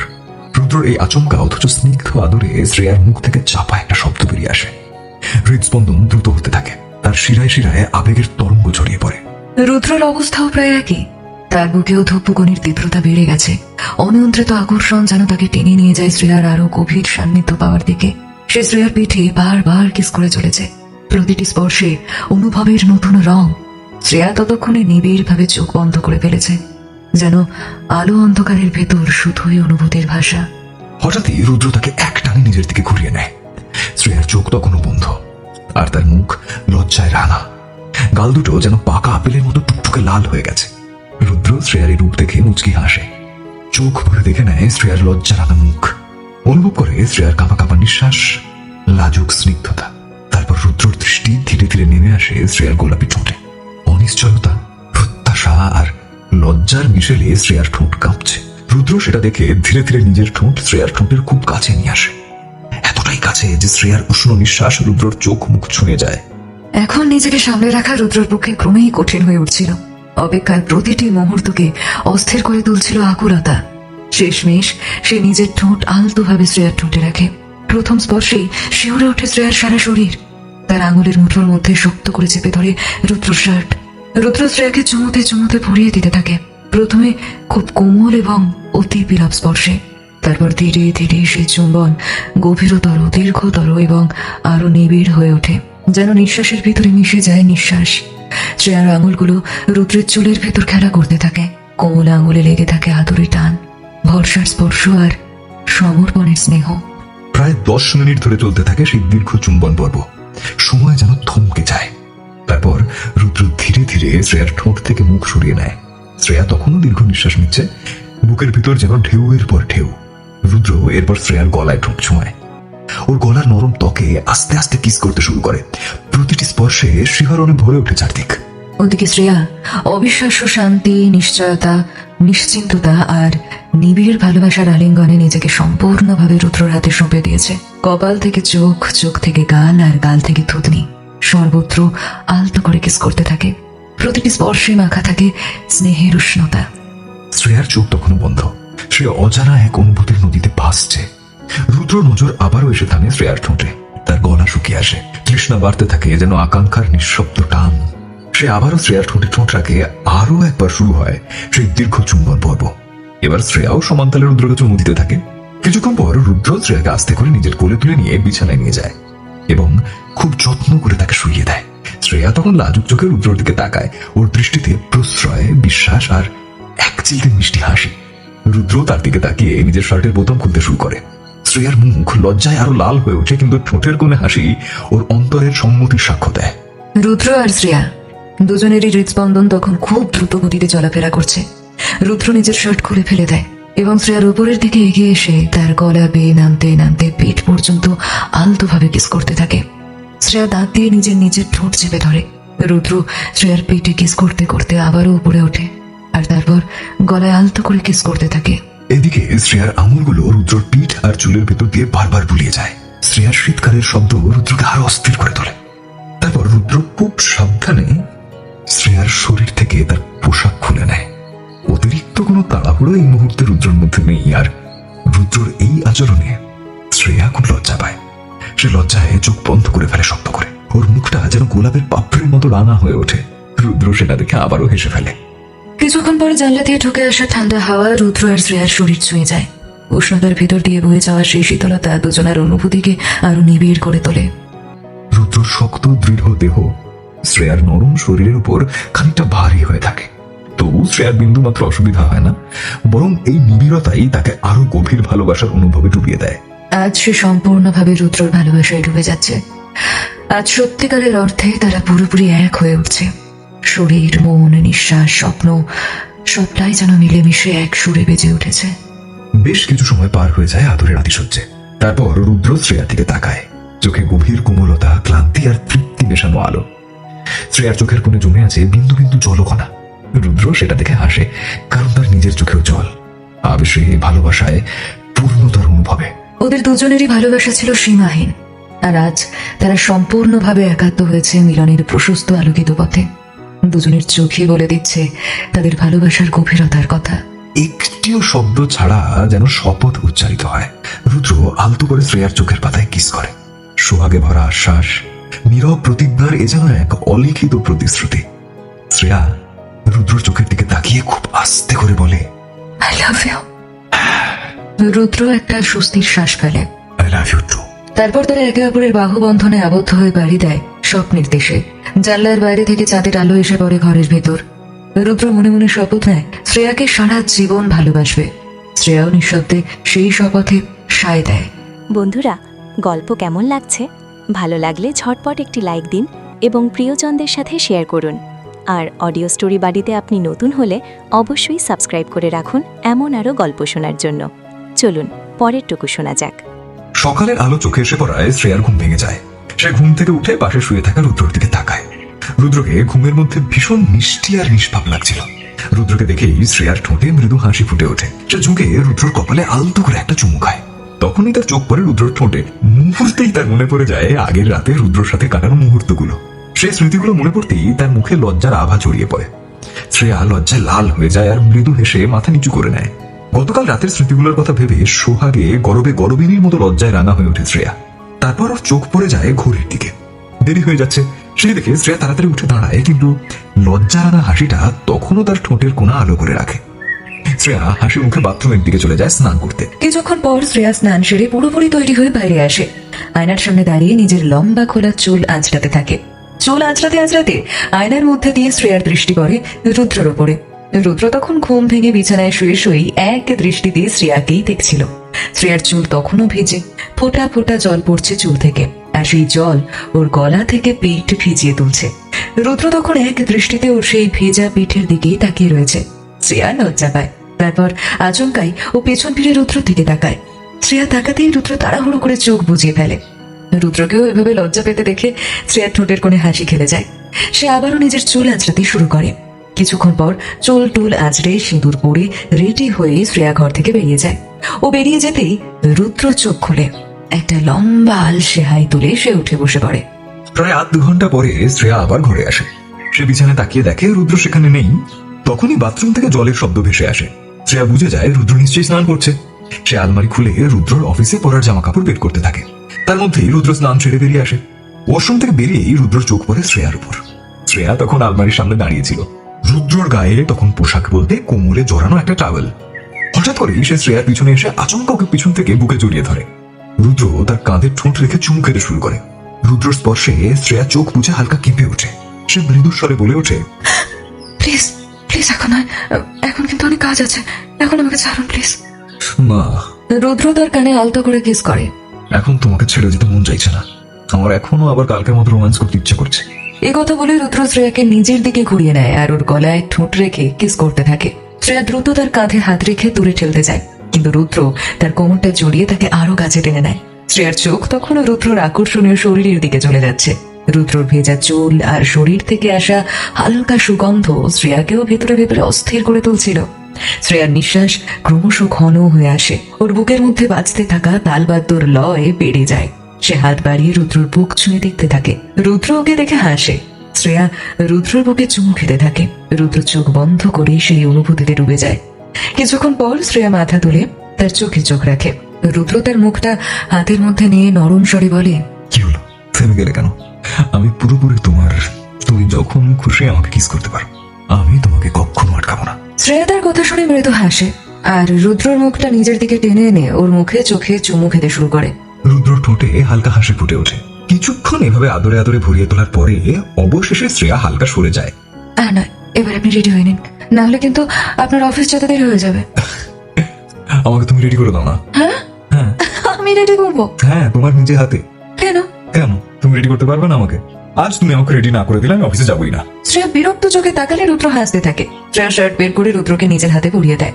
রুদ্র এতটা কাছে দাঁড়িয়েছিল যে শ্রেয়ার বুকের দুপ্পকনিটা আরো স্পষ্ট শুনতে পাচ্ছিল। রুদ্র মাঝে মাঝে তার কোমরে আঙুল ছুঁয়ে তাকে বিরক্ত করছিল। শ্রেয়া বারবার তাকে থামতে বলছিল, কিন্তু রুদ্র মোটেই ওর কথা শুনছিল না। শ্রেয়াও আস্তে আস্তে অস্থির হয়ে উঠছিল। এই করতে করতে শেষ পর্যন্ত রুদ্র যখন পুরোপুরি রেডি হয়ে যায় তখন শ্রেয়া কিছুটা দূরে সরে যায়। এবার আপনি তৈরি? যান যান যান, এখন নিচে চলে যান। আরে রুদ্র হেসে হঠাৎ তাকে কোলে তুলে নেয়। কি করছেন বলুন তো? এবার আমরা নিচে নামছি। কি মানে আমাকে এখন কোলে তুললেন কেন? আর এইভাবে কেন? এতে ভুলটা কি আছে? তুমি আমার স্ত্রী, আমি সবার সামনে তোমায় কোলে নিতে পারি। না, আমাকে নামিয়ে দিন প্লিজ। নিচের ঘরে বাবা মা দাদাই ঠাম্মি সবাই আছে। তাতে কি হয়েছে? রুদ্র ওকে কোলে নিয়ে হাঁটতে হাঁটতে বলে, আমি কি কাউকে ভয় পাই নাকি? শ্রেয়া বারবার অনুরোধ করলেও রুদ্র তাকে কোল থেকে নামায় না, বরং সবার সামনে নিয়ে চলে যায় আর বলে, good morning everyone. Good morning. বাড়ির সবাই ওদের দিকে অবাক হয়ে তাকায়। সবাই দেখে রুদ্র শ্রেয়াকে কোলে নিয়ে এসে দাঁড়িয়েছে। সবাই ওদের দিকে হেসে ওঠে। শ্রেয়া লজ্জায় মুখ ঢেকে ফেলে। অবন্তিকা দেবী তো খুবই মজা করতে থাকেন। একই রুদ্রবাবু, আমার বৌমাকে এভাবে তুলে এনেছেন কেন আপনি? নামিয়ে দিন। রুদ্র মুচকি হেসে শ্রেয়াকে নামিয়ে দেয়। শ্রেয়া তাড়াতাড়ি সরে যেতে চাইলে রুদ্র তার হাতটা ধরে ওকে আটকে দিয়ে বলে, তোমার এত তাড়াহুড়ো কিসের সোনা? শ্রেয়া কিছু না বলে কোনো রকমের রুদ্রর হাতটা ছাড়িয়ে দৌড়ে বাড়ির ভেতরে চলে যায়। রুদ্র হেসে ফেলে। পরের দিন সকালে বাড়ির সকলে ব্রেকফাস্টের টেবিলে এসে বসেছে। শ্রেয়া সবাইকে খাবার পরিবেশন করার জন্য রুদ্রর কথা মেনে রুদ্রর পাশে এসে বসলো। রুদ্রর জেদ, শ্রেয়া সবার সঙ্গে না বসলে সেও খাবার খাবে না। অগত্যা শ্রেয়াকে বসতেই হয়েছে। অবশ্য অবন্তিকা দেবীও তাই চান। হঠাৎ করে খেতে খেতে রুদ্রর মাথায় দুষ্টু বুদ্ধি উঁকি দেয়। রুদ্র টেবিলের নিচে শ্রেয়ার হাতটা চেপে ধরে ফেলে। শ্রেয়া ফিসফিস করে বলে, আরে কি করছেন? সবাই আছে এখানে, আমার হাতটা ছেড়ে দিন প্লিজ। তোমার হাতটা আমি ছেড়ে দেবো বলে তো ধরিনি সোনা। রুদ্র ওর কানে কানে ফিসফিস করে, তুমি বললেও আমি তোমার হাতটা ছাড়ছি না। প্লিজ রুদ্রবাবু ছেড়ে দিন। দেখুন সবাই তো এখানে বসে আছে, বলুন কেউ দেখে ফেলবেছে। না, আমি এখন ছাড়বো না। আপনি না বড্ড জেদি। শ্রেয়া বুঝতে পারে রুদ্র ভালো কথাই শুনবে না। ওর মাথাতে দুষ্টু বুদ্ধি আসে। ও নিজের পা দিয়ে রুদ্রর পায়ে চাপ দেয়। রুদ্র আচমকা ব্যথা পেয়ে হাতের মুঠো আলগা করে ফেলে আর শ্রেয়া সেই ফাঁকে হাতটা ছাড়িয়ে নেয়। রুদ্র রাগী চোখে শ্রেয়ার দিকে তাকায় আর শ্রেয়া মুচকি হেসে রুদ্রকে ভেঙচি কাটে, তারপর খেতে শুরু করে। কিন্তু রুদ্র থামার পাত্র তো নয়। সে এবার পা দিয়ে শ্রেয়ার পা ছুতে শুরু করে। শ্রেয়া এবার রাগী চোখে রুদ্রর দিকে তাকায়। রুদ্র ওর দিকে তাকিয়ে দাঁত বার করে হাসে। বারবার রুদ্রর পা শ্রেয়ার পায়ে লাগছিল আর শ্রেয়া ক্রমশই নিজের পা দুটো চেয়ারের তলায় গুটিয়ে নিচ্ছিল। এদিকে ঠিক তখনই মহেন্দ্রনাথ বাবু অর্থাৎ রুদ্র দাদু বলে ওঠেন, রুদ্র দাদু ভাই, আজ বরং তুমি অফিসে যেও না। রুদ্র দাদুর কথা শুনে তার দিকে তাকালেও পা দিয়ে তখনও শ্রেয়ার পায়ে ছোঁয়ার চেষ্টা করে চলেছিল। শ্রেয়া বিরক্ত হয়ে তাড়াতাড়ি কোনো রকমে খেয়ে উঠে যায়। তার জায়গায় শান্তনু বসে। রুদ্র দাদুর দিকে তাকিয়েছিল বলে শ্রেয়ার উঠে যাওয়াটা খেয়াল করে না, তাই অসাবধানে শান্তনুর পায়ে নিজের পায়ের আঙুলগুলো বোলাতে শুরু করে। শান্তনু প্রথমে একটু হোঁচট খেলেও রুদ্রর অমনোযোগ দেখে সবটাই ও আন্দাজ করে নেয়। ওর ঠোঁটে দুষ্টু হাসি ফোটে। সেও কিছু না বলে চুপচাপ রুদ্রর পায়ে পা ছুঁয়ে মজা নিতে থাকে। রুদ্রর ঠোঁটে হালকা হাসি আসে, কারণ সে ভেবেছিল এবার শ্রেয়া নিজে থেকেই এটা করছে। কিছুক্ষণ পর টেবিলের তলায় হাত বাড়িয়ে রুদ্র শান্তনুর হাতটাও ধরে ফেলে।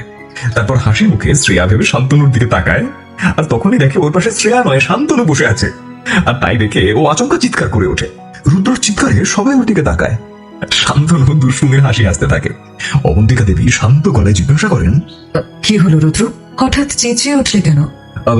কিছু না মা। রুদ্র তাড়াতাড়ি করে নিজেকে সামলে উত্তর দেয়, একটা বড় আরশোলা দেখতে পেলাম, সেই কারণে আর কি, জাস্ট। আরশোলা? কথাটা শুনে শান্তনু মুখ চেপে হাসতে শুরু করে। অবন্তিকা দেবী সত্যিই বেশ অবাক হয়েছেন। তুমি আবার কবে থেকে আরশোলায় ভয় পেতে শুরু করলে রুদ্র? অবন্তিকা দেবীর খাওয়াও প্রায় শেষ হয়ে গিয়েছিল, উনি কথাটা বলেই উঠে চলে গেলেন। রুদ্র শান্তনুর দিকে কড়া চোখে তাকিয়ে বলে, বদমাইশ ছেলে, এতক্ষণ ধরে তুই এসব করছিলি? হ্যাঁ রে দাদা, যা করার আমিই করছিলাম, আর সত্যি বলছি খুব মজা পাচ্ছিলাম। রুদ্র আরো রেগে তাকায়। ঠিক তখনই নয়না বলে ওঠে, আমার খাওয়া হয়ে গেছে, আমি কলেজে যাচ্ছি। না নয়না। মহেন্দ্রবাবু সঙ্গে সঙ্গে বলে ওঠেন, আজ তুমি কলেজে যাবে না। হ্যাঁ কেন দাদু?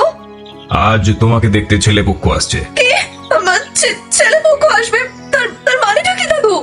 আমি তোমার ছবি পাঠিয়েছিলাম একজনকে, তাদের তোমাকে দেখে খুব পছন্দ হয়েছে, তাই আজ তারা এই বাড়িতে আসছেন তোমাকে দেখতে। আর আজ কেউ অফিসে যাবে না। দাদাই, এসব তুমি কি বলছো? তুমি এটা করতে পারো না দাদাই, আমি এখন বিয়ে করতে চাই না। বিয়ে করতে চাই না মানে? মহেন্দ্রবাবু নয়নার কথা শুনে কঠোর হয়ে ওঠেন। তুমি কি জানো না এক রৌনকের জন্য এই বাড়িতে কি কি কাণ্ড ঘটে গেল? আমার পরিবারকে আর কত কিছু সহ্য করতে হবে। শ্রেয়াকে বাড়ি পর্যন্ত ছেড়ে চলে যেতে হয়েছিল তোমার ভুলের মাসুল দিতে গিয়ে। আমি চাই না তুমি আবার নতুন করে কোনো ছেলের প্রেমে পড়ো আর আবার আমাদের অপদস্থ করো। তাই আমি ঠিক করেছি এখনই তোমার বিয়ে দেবো। আর তাছাড়া তোমার বিয়ের বয়সও হয়েছে। প্রতিকূল থেকে কথা আমাদেরই আরো আগে ভাবা উচিত ছিল। কিন্তু দাদাই, আমি আমার পড়াশোনা শেষ করতে চাই। তা করো না। তোমাকে পড়াশোনা করতে কে বারণটা করেছে? বিয়ের পরেও তুমি পড়াশোনা করতে পারবে। আমি ছেলেপক্ষের সাথে সেইভাবেই কথা বলবো। আর তারা খুব ভালো মানুষ, তোমার পড়াশোনার ব্যাপারে ওনারা কখনোই কোনো আপত্তি করবেন না। কিন্তু আমি এবারে তোমার বিয়ে দিয়ে তবে থামবো। দাদা দাদা দাদা, তুই অন্তত কিছু বল। দাদুর কথা শুনে নয়না রুদ্রর দিকে তাকায়। জানি না এভাবে দাদার ইচ্ছে হলেই তো যে কারোর সঙ্গে আমার বিয়ে দিয়ে দিতে পারে না, তাই না? আমি বলছি কি দাদাই। রুদ্র এতক্ষণ চুপচাপ দাদুর কথা শুনছিল, এবার বলল, তুমি কি নিজে ছেলেটাকে দেখেছো? আই মিন, ছেলেটা ভালো তো? মহেন্দ্রনাথ বাবু বেশ রেগে গিয়ে বলে ওঠে, তোমাদের কি মনে হয় আমি কি নিজের নাতনিকে যাত্রার সঙ্গে বিয়ে দিয়ে দেবো? আমি নিজে সমস্ত খোঁজ খবর খুব ভালোভাবে নিয়েছি। ছেলেটার নাম শ্লোক সেনগুপ্ত। সেনগুপ্ত গ্রুপ অফ কোম্পানির একমাত্র উত্তরাধিকারী। অল্প সময়ে ব্যবসার জগতে নাম করেছে, খুব পরিশ্রমী ছেলে। ওদের পরিবারকেও আমি বহুদিন ধরে চিনি, তারা সমাজে সম্মানিত পরিবার। শ্লোক নয়নার ছবি দেখে একবারই পছন্দ করেছে। রুদ্র নিজেও শ্লোকের নাম শুনেছিল। সে নয়নার দিকে তাকিয়ে বলে, নয়না, দাদু যা বলছেন আমি তার সঙ্গে একমত। আমার মনে হয় তোর আগে একবার ছেলেটার সঙ্গে দেখা করা উচিত। নয়না আর কোনো কথা না শুনে রেগে গিয়ে সোজা ঘরে ঢুকে দরজাটা বন্ধ করে দেয়। মহেন্দ্রনাথ বাবু নয়নাকে এভাবে গম্ভীরভাবে চলে যেতে দেখে বেশ রেগে গিয়ে বলেন, এই মেয়ের এই বয়সে এত রাগ ভালো নয়। ওর এই স্বভাব দেখছি কিছুতেই বদলাবে না। এবার তো এর একটা বিহিত না করলেই নয়। তারপর তিনি শ্রেয়ার দিকে তাকিয়ে দৃঢ় কণ্ঠে বললেন, নাথবু, হ্যাঁ? তুমি ঘরে যাও, গিয়ে ওকে তৈরি করো। আর কিছুক্ষণ পরেই তো পাত্রপক্ষ আসছে ওকে দেখতে। আর একটা কথা, ওকে ভালোভাবে বুঝিয়ে বলো ও যেন পাত্রপক্ষের সামনে কোনো রকম নাটক না করে। যদি করে তাহলে কিন্তু আমার চেয়ে খারাপ কেউ হবে না। আমি এই বাড়িতে কোন রকম অশান্তি চাই না। ঠিক আছে দাদু ভাই। শ্রেয়া দাদাইয়ের কথা শুনে ঘাড় নেড়ে সম্মতি জানায়। আর দেরি না করে সে সোজা চলে যায় নয়নার ঘরের দিকে। নয়না তখন মুখ গোমরা করে দু হাতে মাথা চেপে ধরে নিজের বিছানায় বসেছিল। দরজাটা বেজানোই ছিল।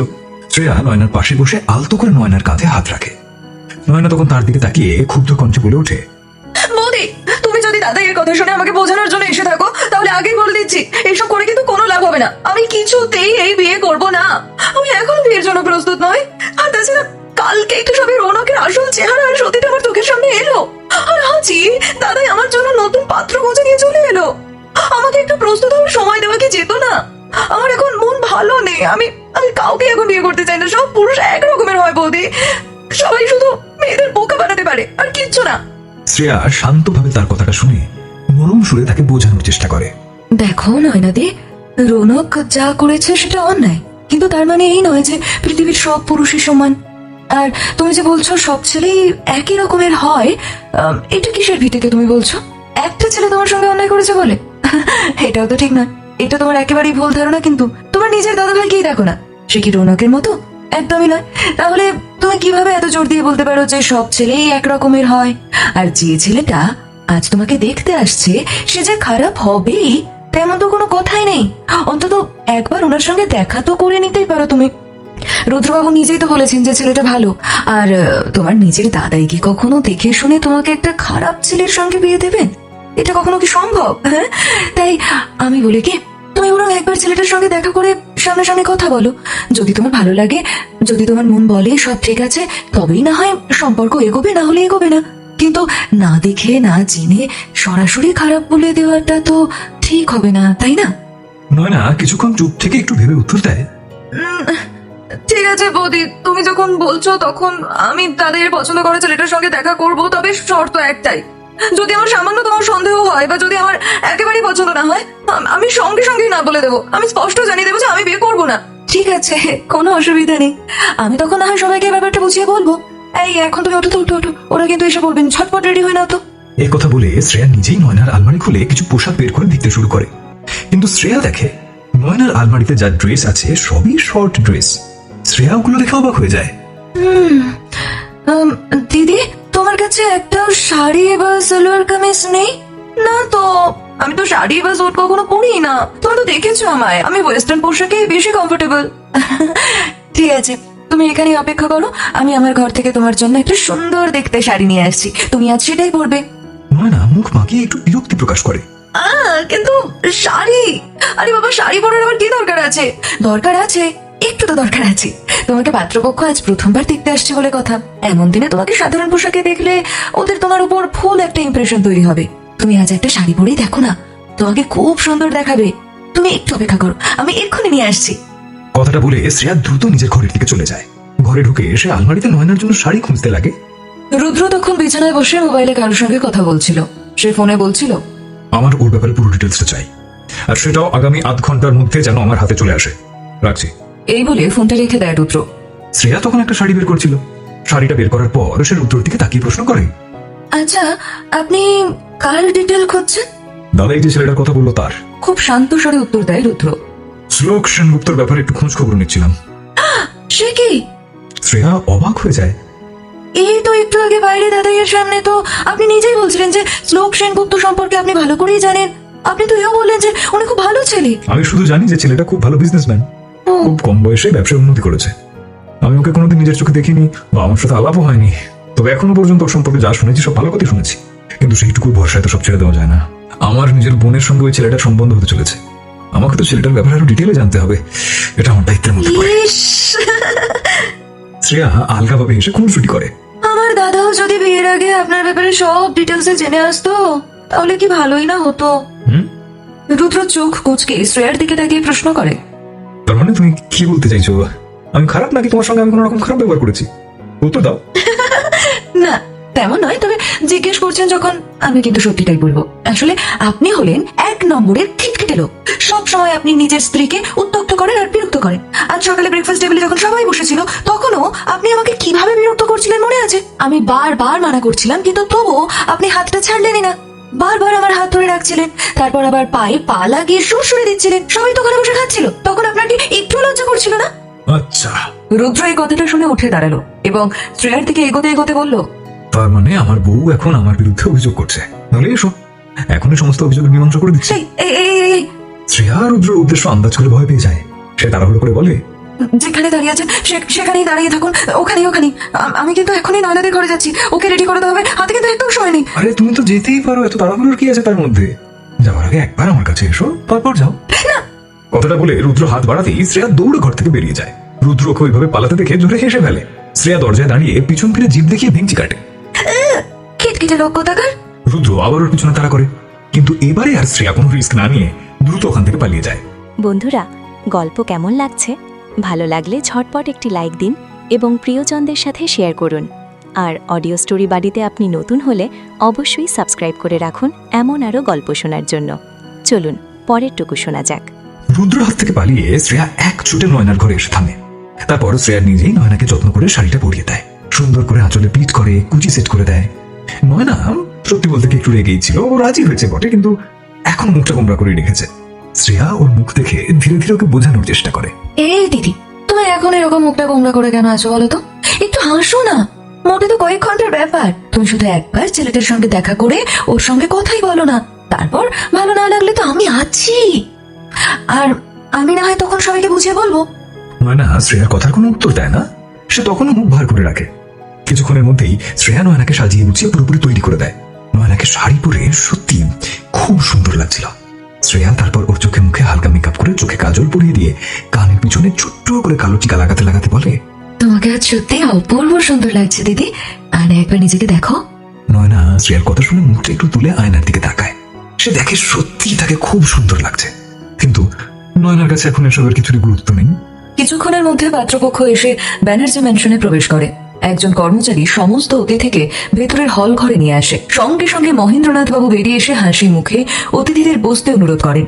অতিথিরা মহেন্দ্রনাথ বাবুকে দেখে হাসি মুখে অভিবাদন জানান এবং সবাই একে একে এসে আসন গ্রহণ করে। বাড়ির অন্যান্যরাও বেরিয়ে এসে অতিথিদের অভ্যর্থনা জানান। মহেন্দ্রনাথ বাবু অতিথি ভদ্রলোকের দিকে তাকিয়ে বলেন, হ্যালো মিস্টার সেনগুপ্ত, আপনাকে দেখে আমি সত্যি খুব খুশি হলাম। আপনার কথা আমি অনেক শুনেছি, কিন্তু কখনো আমাদের সামনাসামনি আলাপ হয়নি। শেখরবাবু হলেন আগত অতিথিদের মধ্যে সবচেয়ে বয়োজ্যেষ্ঠ। উনিও হাত জোর করে নমস্কার করে মহেন্দ্রনাথ বাবুকে বললেন, আমাদেরও খুব ভালো লেগেছে এখানে এসে। আপনি নিজে আমার নাতনির সঙ্গে আপনার ছেলের বিয়ের প্রস্তাব নিয়ে বাড়িতে এসেছেন, এই আমার পরম সৌভাগ্য। আমরা আপনাদের পরিবারে অনেক নামডাক শুনেছি মহেন্দ্রনাথ বাবু। আমাদের বাড়ির সঙ্গে বৈবাহিক সম্পর্ক তৈরি হলে আমরাও খুব খুশি হব। আপনার নাতনি নয়নার ছবি দেখে আমাদের সবার খুব ভালো লেগেছে। আলাপুরিদি, ইনি হলেন আমার স্ত্রী সন্ধ্যা সেনগুপ্ত, আর এই হলো আমাদের একমাত্র ছেলে শ্লোক সেনগুপ্ত। মহেন্দ্রনাথ বাবু শেখরবাবুর পরিবারের সঙ্গে পরিচিত হয়ে হাসি মুখে বললেন, নমস্কার নমস্কার, আপনাদের সকলকে আমার পরিবারে অভ্যর্থনা জানাই। ইনি হলেন আমার স্ত্রী সাবিত্রী ব্যানার্জি, আর এই হলো আমার বড় বৌমা অবন্তিকা ব্যানার্জি। এইভাবে মহেন্দ্রনাথ বাবু একে একে বাড়ির সবার সঙ্গে অতিথিদের আলাপ করিয়ে দিলেন। অন্যদিকে শ্লোক এদিক ওদিক তাকিয়ে দেখছে। ওর চোখ কেবল নয়নাকে খুঁজছে, কারণ যেদিন থেকে সে নয়নার ছবি দেখেছিল সেদিন থেকেই নয়নাকে ওর খুব ভালো লেগে গিয়েছিল। ও নয়নার সঙ্গে দেখা করার জন্য আকুল হয়েছিল। নয়নার ছবি দেখার পরেই শ্লোক নিজের মা বাবাকে জানিয়ে দিয়েছিল যে ওর এই বিয়েতে মত আছে। এই কথা শুনে তার মা বাবাও খুব খুশি হয়েছিলেন। এই কথা তো আর শ্লোক জানে না যে যে মেয়েটিকে সে বিয়ে করার জন্য এতটা উৎগ্রীব, সেই মেয়েটি তাকে মোটে বিয়ে করতে আগ্রহী নয়। কিছুক্ষণ পর শ্রেয়া নয়নাকে নিয়ে হল ঘরে চলে আসে। মহেন্দ্রনাথ বাবু হাসি মুখে পরিচয় করিয়ে বলেন, এই হলো আমার নাত বৌমা, মানে রুদ্রর স্ত্রী শ্রেয়া। সবাইকে দেখে শ্রেয়া স্মিতভাবে হাসে। অন্যান্যরাও হেসে তাকে অভিবাদন জানায়, কিন্তু শ্লোকের দৃষ্টি যেন নয়নার ওপরেই স্থির হয়েছিল। সবার মধ্যে সে কেবল নয়নাকেই দেখে যাচ্ছিল। শ্রেয়া শ্লোককে ওইভাবে হাঁ করে নয়নাকে দেখতে দেখে নয়নার কানে কানে বলে, নয়না ম্যাডাম, একবার শুধু চোখ তুলে শ্লোক বাবুর দিকে তাকাও। বেচারা কখন থেকে হাঁ করে তোমাকেই দেখে যাচ্ছে। যাই বলো, ছেলেটা কিন্তু বেশ হ্যান্ডসাম। আমার তো মনে হয় ও তোমাকে দেখেই একেবারে ক্লিন বোল্ড হয়ে গেছে। কথাটা বলে শ্রেয়া হালকা করে হেসে ফেলে। নয়না শ্রেয়ার কথা শুনে চোখ পাকিয়ে শ্রেয়ার দিকে তাকায়, কিন্তু সে তখনও শ্লোকের দিকে তাকায় না। অন্যদিকে শ্লোক নয়নার দিক থেকে নিজের দৃষ্টি সরাতেই পারছিল না। ঠিক তখন শ্লোকের মা সন্ধ্যা সেনগুপ্ত নয়নার দিকে তাকিয়ে হাসি মুখে বলেন, নয়না মা, তুমি এদিকে এসো, এখানে আমাদের পাশে এসে বসো তো।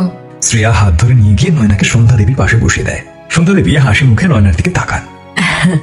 আমাদের তো নয়নাকে অনেক আগেই ভালো লেগে গিয়েছিল, এখন আরো ভালো লাগছে। আপনাদের মেয়েকে সামনাসামনি কিন্তু ছবির থেকেও বেশি সুন্দরী দেখাচ্ছে। তারপর তিনি তার ছেলে শ্লোকের দিকে তাকালেন। শ্লোক তখনও এক দৃষ্টে নয়নার দিকেই তাকিয়েছিল। সন্ধ্যা দেবী হাসি মুখে ছেলেকে বললেন, এই, তোর যদি নয়নাকে কোনো প্রশ্ন করার থাকে তবে এখনই সেটা করে নে না। না না, আমার কোনো প্রশ্ন করার নেই, তবে উনি যদি আমাকে কিছু জিজ্ঞাসা করতে চান তাহলে উনি অবশ্যই জিজ্ঞাসা করতে পারেন। নয়না শ্লোকের কথা শুনে প্রথমবার তার দিকে তাকায়। শ্লোক ওর দিকেই তাকিয়েছিল। তাই নয়না তাকাতেই ওদের চোখাচোখি হয়।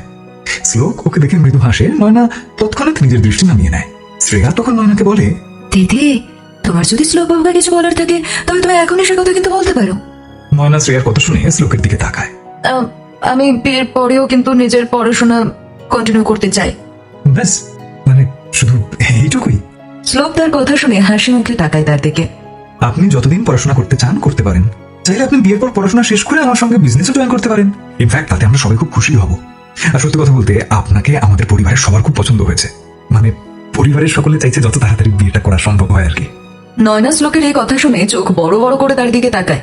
সে আসলে কিছুটা রেগেই যায়। ও ভেবেছিল হয়তো বিয়ের পরে পড়াশোনা করবে, কথাটা শুনলে এই প্রস্তাবটা ভেঙে যাবে, হয়তো এই সম্পর্ক আর এগোবে না। কিন্তু তেমন তো কিছুই হলো না, উল্টে ওরা রাজি হয়ে গেল। মহেন্দ্রনাথ বাবু হাসি মুখে বললেন, তাহলে আর কি, সব তো ঠিকই আছে। আমরা তাহলে এই সম্বন্ধটাকে ফাইনাল করে নিচ্ছি। আপনারা একটু অপেক্ষা করুন, আমি আমাদের গুরুদেবকে আজ এখানে আমন্ত্রণ জানাচ্ছি। উনি কাছেই থাকেন, কিছুক্ষণের মধ্যে এসে পড়বেন। উনি নয়না আর শ্লোকের কুষ্টি মিলিয়ে একটা শুভ দিন দেখে বিয়ের ডেটটা ফাইনাল করে ফেলবেন। শেখর সেনগুপ্ত এই কথা শুনে হাসি মুখে নিজের মাথা নেড়ে সম্মতি জানালেন। মহেন্দ্রনাথ বাবু তখনই নিজের গুরুদেবকে কল করে আসতে বললেন। ওদিকে রুদ্র শ্লোককে সঙ্গে নিয়ে বাগানে চলে যায়, কারণ তার শ্লোকের সঙ্গে একান্তে কিছু কথা বলার প্রয়োজন ছিল। রুদ্র শ্লোকের দিকে তাকিয়ে তাকে বলে, শ্লোক, আমি জানি তুমি খুব ভালো ছেলে, কিন্তু তারপরও আমি তোমাকে একটা জরুরি কথা বলতে চাই। হ্যাঁ বলুন। নয়না আমার একমাত্র বোন, সহজেই আমি ওকে খুবই ভালোবাসি, তাই আমি চাই না বিয়ের পর ওর কোনো অসুবিধা হোক। আমি শুধু একটা কথাই তোমাকে বলতে চাই, যদি বিয়ের পর আমার বোনকে সামান্যতম কষ্ট কখনো দাও, তাহলে কিন্তু আমি কোনোদিন তোমাকে ক্ষমা করবো না। শ্লোক রুদ্রর এই সতর্কতা শুনে হাসি মুখে বলল, দাদা, আপনি কোনো রকম চিন্তা করবেন না। আপনার বোনকে আমি আমার বাড়িতে রানী করে রাখবো। আমি কথা দিচ্ছি, আমাদের বাড়িতে নয়নার কোনোদিন কোনো কষ্ট হবে না, আই প্রমিস। শ্লোকের মুখ থেকে দাদা ডাকটা শুনে আর ওর সমস্ত কথা শুনে রুদ্র ঠোঁটে নিজের অজান্তে একটা হাসি চলে আসে। পরের মুহূর্তেই সে শ্লোককে নিজের বুকের সাথে জড়িয়ে ধরে। এদিকে দুই পরিবারের সদস্যরা ব্যানার্জি বাড়ির হল ঘরের সোফায় উৎসুক মুখ করে বসে রয়েছেন, আর তাদের সামনে ব্যানার্জি বাড়ির গুরুদেব বসে শ্লোক আর নয়নার কুষ্টি বিচার করছেন। উনি মন দিয়ে অনেক কিছুই দেখছেন, আর মাঝে মধ্যে কিছু কিছু জিনিস খাতায় লিখে লিখে রাখছেন। সন্ধ্যা সেনগুপ্ত উদ্বিগ্ন হয়ে গুরুদেবকে জিজ্ঞাসা করলেন, কি হলো গুরুদেব, ওদের কুষ্ঠিতে কি কোনো সমস্যা আছে?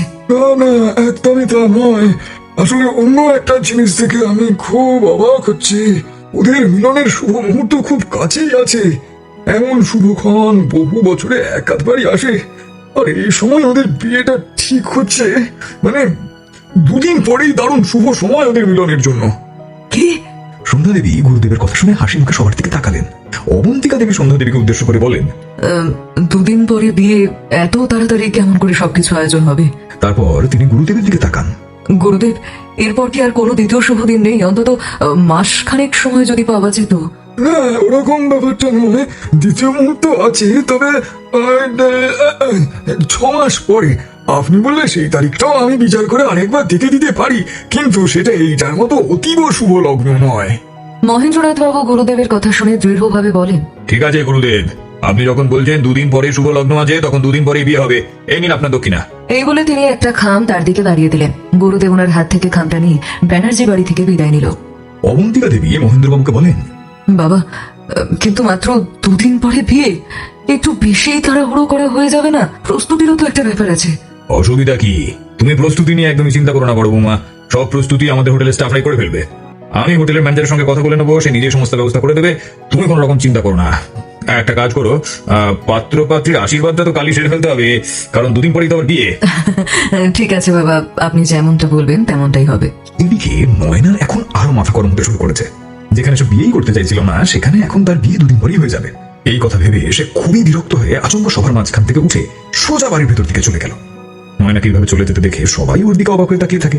সন্ধ্যা দেবী অবন্তিকা দেবীকে জিজ্ঞাসা করেন, অবন্তিকা, নয়নার হঠাৎ কি হলো? এমন করে উঠে কেন চলে গেল? শ্রেয়া হাসি মুখে সন্ধ্যা দেবীর সামনে মিষ্টির থালাটা এগিয়ে দেয়। আসলে আন্টি, এত তাড়াতাড়ি বিয়ের তারিখ ঠিক হয়ে গেছে যে এমন হলে তো যে কোনো মেয়ে একটু নার্ভাস হয়ে যাবে, তাই না? আমার মনে হয় দিদি একটু ঘাবড়ে গেছে, হয়তো একটু লজ্জাও পেয়েছে। আপনি কিন্তু একদম চিন্তা করবেন না, ওই বিয়ে নিয়ে খুবই খুশি। আপনি আগে মিষ্টি মুখ করুন তো। শ্রেয়ার কথা শুনে সন্ধ্যা দেবী হাসি মুখে প্লেট থেকে একটা মিষ্টি তুলে নিয়ে মুখে দেন। শ্রেয়া তারপর একে একে সবাইকে মিষ্টি মুখ করায়। শেষে শ্রেয়া মিষ্টি নিয়ে রুদ্রর কাছে আসে। রুদ্র তার হাতটা ধরে তাকে নিজের কাছে টেনে নেয়। শ্রেয়া একটু ঘাবড়ে গিয়ে সবার দিকে তাকায়। সবাই নিজেদের মধ্যে হাসি মুখে কথা বলছিল, কারোরই নজর ওদের দিকে ছিল না। কিন্তু শ্রেয়া রুদ্রকে জিজ্ঞাসা করে, আরে, এটা আপনি কি করছেন? কি বাড়ি ভর্তি লোকজন, কুটুম আছে বাড়িতে, সবার সামনে? ছি ছি ছি, আমার হাতটা ছেড়ে দিন। সবাইকে ভাববে বলুন তো। ভাবুককে যাক। রুদ্র হাসি মুখে তার কানের কাছে নিজের ঠোঁটটা নিয়ে এসে আস্তে করে বলে, আসলে এই প্লেটের মিষ্টিতে আমার মন ভরবে না, বরং তোমার ওই গোলাপি ঠোঁটের হাসিটা আমি টেস্ট করতে চাই। আহ্লাদ। শ্রেয়া তার কথা শুনে চোখ মুচকে বলে, আপনি এসব কিছুই পাবেন না, এখন চুপচাপ এই প্লেটের মিষ্টিই খান। না, খাবো না। খেলে আমি তোমার ঠোঁট থেকেই খাবো, নইলে একটা মিষ্টি আমি খাবো না। চলো এবার কিচেনে চলো আমার সাথে। অফ। শ্রেয়া মাথা নাড়িয়ে না বলে। রুদ্র এই দেখে শ্রেয়ার হাত ধরে সবার দিকে তাকিয়ে বলে, আপনারা এই গরমে শুধু মিষ্টি দিয়ে কেন মিষ্টি মুখ করছেন? আমি সবার জন্য ঠান্ডা ঠান্ডা আইসক্রিম নিয়ে আসছি। চলো শ্রেয়া, সবার জন্য আইসক্রিম নিয়ে আসি। বাইরে কত গরম দেখছো তো, আইসক্রিম খেলে সবার ভালো লাগবে। চলো, আমাকে হেল্প করবে। চলো।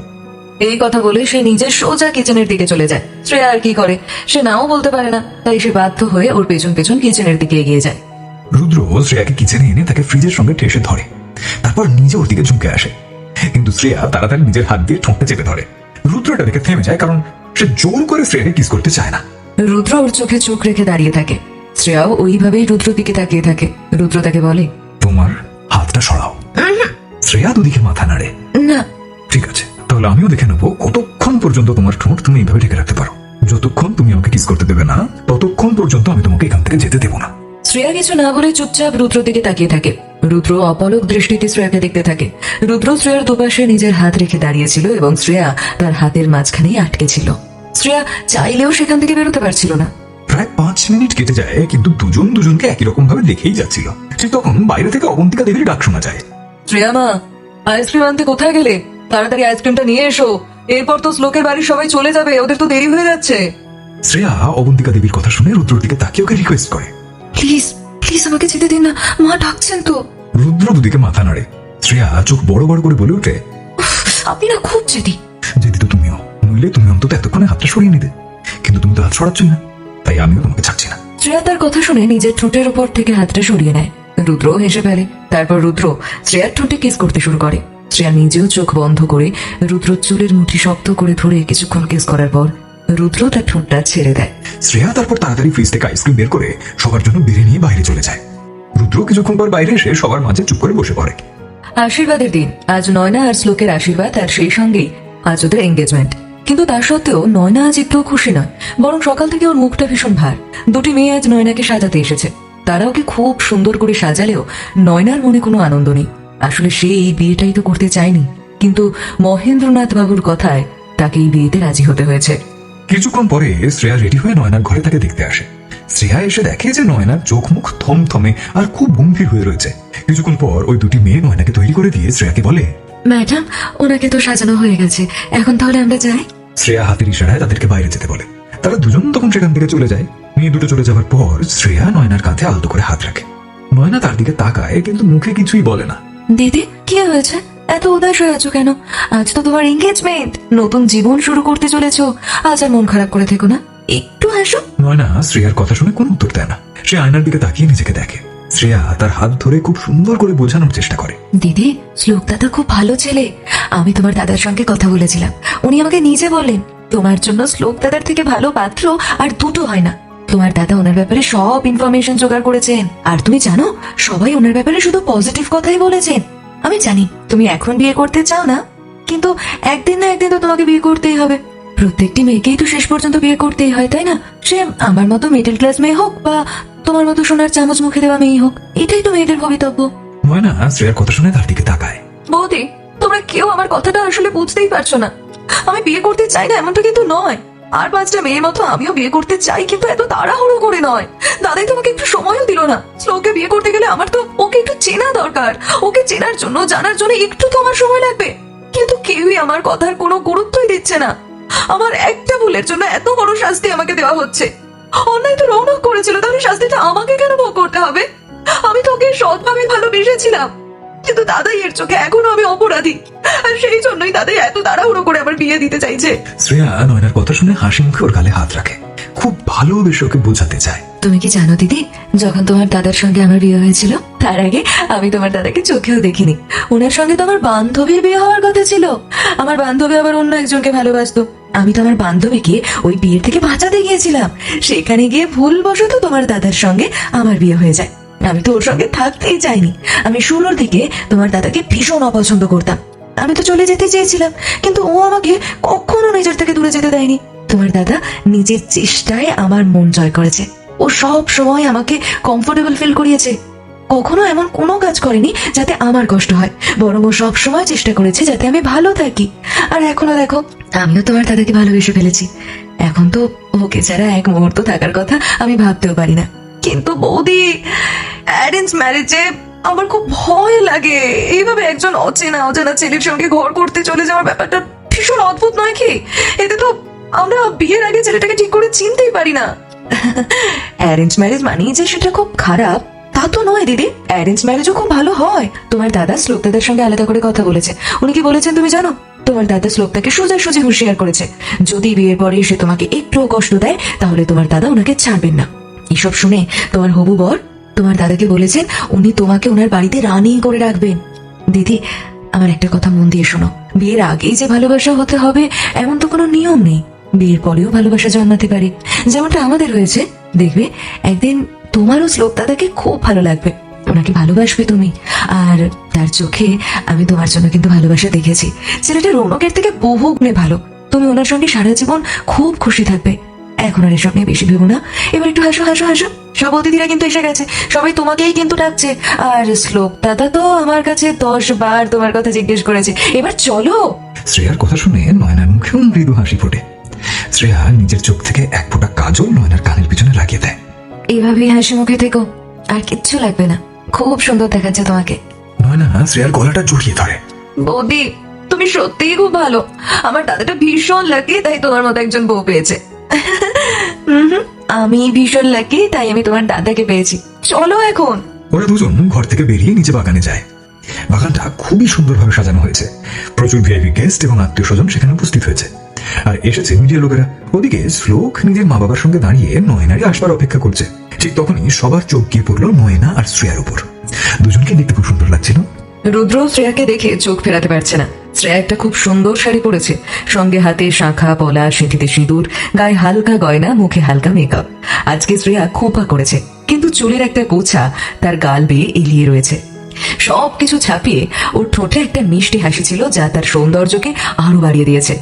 রুদ্র তাকে দেখে নিজের বুকে হাত রেখে চোখের ইশারা করে। শ্রেয়া রুদ্রকে এমন করতে দেখে লজ্জা পেয়ে চোখের পাতা দুটো নিচু করে। বন্ধুরা, গল্প কেমন লাগছে? ভালো লাগলে ঝটপট একটি লাইক দিন এবং প্রিয়জনদের সাথে শেয়ার করুন।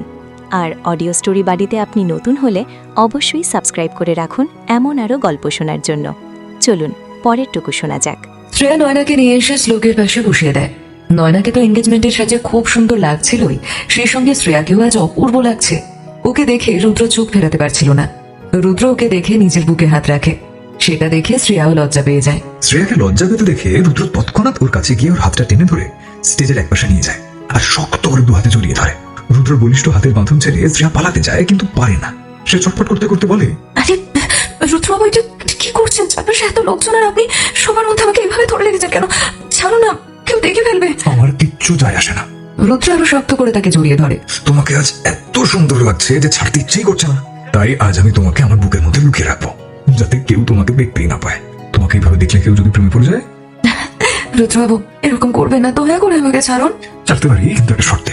আমাকে রুদ্র বাবু নয়, রুদ্র বলতে হবে, আর তুমি বলতে হবে, তাহলেই ছাড়বো। শ্রেয়া চুপ করে থাকে, লজ্জায় ওর কান লাল হয়ে যায়। না বললে কিন্তু আমি আর ছাড়বো না তোমায়। আমার জেদ তুমি জানো নিশ্চয়ই। আচ্ছা বেশ। শ্রেয়া বুঝে রুদ্র সত্যি ওকে ছাড়বে, তাই বাধ্য হয়ে এসে বলে, রুদ্র ছাড়ো না। রুদ্র তাকে ছেড়ে দেয়। শ্রেয়ার সঙ্গে সঙ্গে ওর কাছ থেকে পালিয়ে সবার মধ্যে চলে যায়। রুদ্র ওর পাশে গিয়ে ওর কোমরে হাত রেখে দাঁড়ায় আর ওকে নিজের কাছে টেনে নেয়। শ্রেয়া এটা দেখে তার হাত সরানোর চেষ্টা করতে থাকে। তখনই রুদ্র আস্তে করে ওর কানে কানে বলে, এটা করো না, হ্যাঁ? সবাই এখন আমাদের দিকে তাকিয়ে রয়েছে। যদি তুমি এইভাবে হাতটা সরিয়ে দিতে থাকো তাহলে সবাই মনে করবে যে আমাদের দুজনের মধ্যে হয়তো ঝগড়া হয়েছে। শ্রেয়া রুদ্রর কথা শুনে চারিদিকে তাকিয়ে দেখে, সত্যিই সব অতিথিরা ওদের দুজনকেই দেখছে আর মিটিমিটি হাসছে। কিছুক্ষণ পরেই নয়না আর শ্লোকের আশীর্বাদ হয়। তারপর এনগেজমেন্টের অনুষ্ঠান।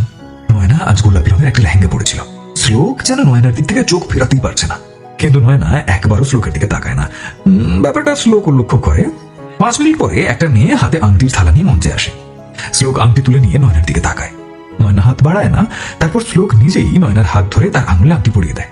নয়নাও তারপর থালা থেকে অন্য আংটিটা তুলে নিয়ে শ্লোকের আঙুলে পরিয়ে দেয়। আংটি বদল শেষ হতেই অতিথিদের করতালির শব্দে চারপাশ মুখরিত হয়ে ওঠে। মহেন্দ্রনাথ বাবু হাসি মুখে নয়না আর শ্লোককেই দেখছিলেন। তারপর ওনার দৃষ্টি রুদ্র আর শ্রেয়ার উপরে গিয়ে পড়ে। তাদের দেখে মহেন্দ্রনাথ বাবুর মুখে হাসি ফুটে ওঠে। তখনই ওনার স্ত্রী সাবিত্রী দেবী ওনাকে জিজ্ঞাসা করেন, কি হয়েছে বলো তো? তুমি তখন থেকে একা একা দাঁড়িয়ে দাঁড়িয়ে হাসছো কেন? রুদ্র চমৎকার একজন স্ত্রী পেয়েছে। শ্রেয়া আমাদের বৌমা না হয়ে আমাদের মেয়েই হয়ে গেছে। আর এখন নয়নাও খুব ভালো একটা শ্বশুর বাড়ি পেয়েছে। আমি এই ভেবেই খুশি যে আমার বাড়ির 2 ছেলে মেয়েই তাদের জীবনে খুব ভালো জীবন সঙ্গী পেয়েছে। এখন শুধু শান্তনু দাদু ভাইয়ের জন্য যদি শ্রেয়ার মতো একটা মেয়ে খুঁজে আনতে পারি, তাহলে আর আমার জীবনে কোনো দুশ্চিন্তা থাকে না। বেঁচে থাকতে আমার 3 নাতি নাতনিকে সুখী দেখতে পারবো। আমার আর কিচ্ছু চাই না। সাবিত্রী দেবীও মহেন্দ্রনাথ বাবুর কথা শুনে হেসে নয়না, শ্লোক এবং রুদ্র শ্রেয়ার দিকে তাকান। এনগেজমেন্টের অনুষ্ঠান শেষ হওয়ার পরে এর সমস্ত অতিথিরা খেতে বসেন। বাগানে নয়না আর শ্লোকের জন্য আলাদা করে চেয়ার টেবিল সাজানো ছিল, যেখানে তাদের দুজনকেই বসতে হবে। বাকি অতিথিদের সবার জন্য অন্যদিকে বসার ব্যবস্থা ছিল। নয়না এবং শ্লোককে নির্ধারিত টেবিলে নিয়ে গিয়ে বসানো হয়। শ্রেয়া আর রুদ্র আলাদা করে ওদের দুজনের জন্য এই ব্যবস্থাটা করে রেখেছিল। সবার মধ্যে বসে রুদ্র হাতে করে শ্রেয়াকে খাইয়ে দিচ্ছিল, আর শ্রেয়াও ওর হাত থেকেই খাবার খাচ্ছিল। তখন হঠাৎ ওদের চোখ পড়ে বাগানের অন্যদিকে বসে থাকা নয়না ও শ্লোকের দিকে। নয়না চুপচাপ বসেছিল আর শ্লোক তাকেই দেখছিল। তাদের সামনে খাবার সাজানো ছিল, কিন্তু তারা দুজনের কেউই এক চামচও মুখে তোলেনি।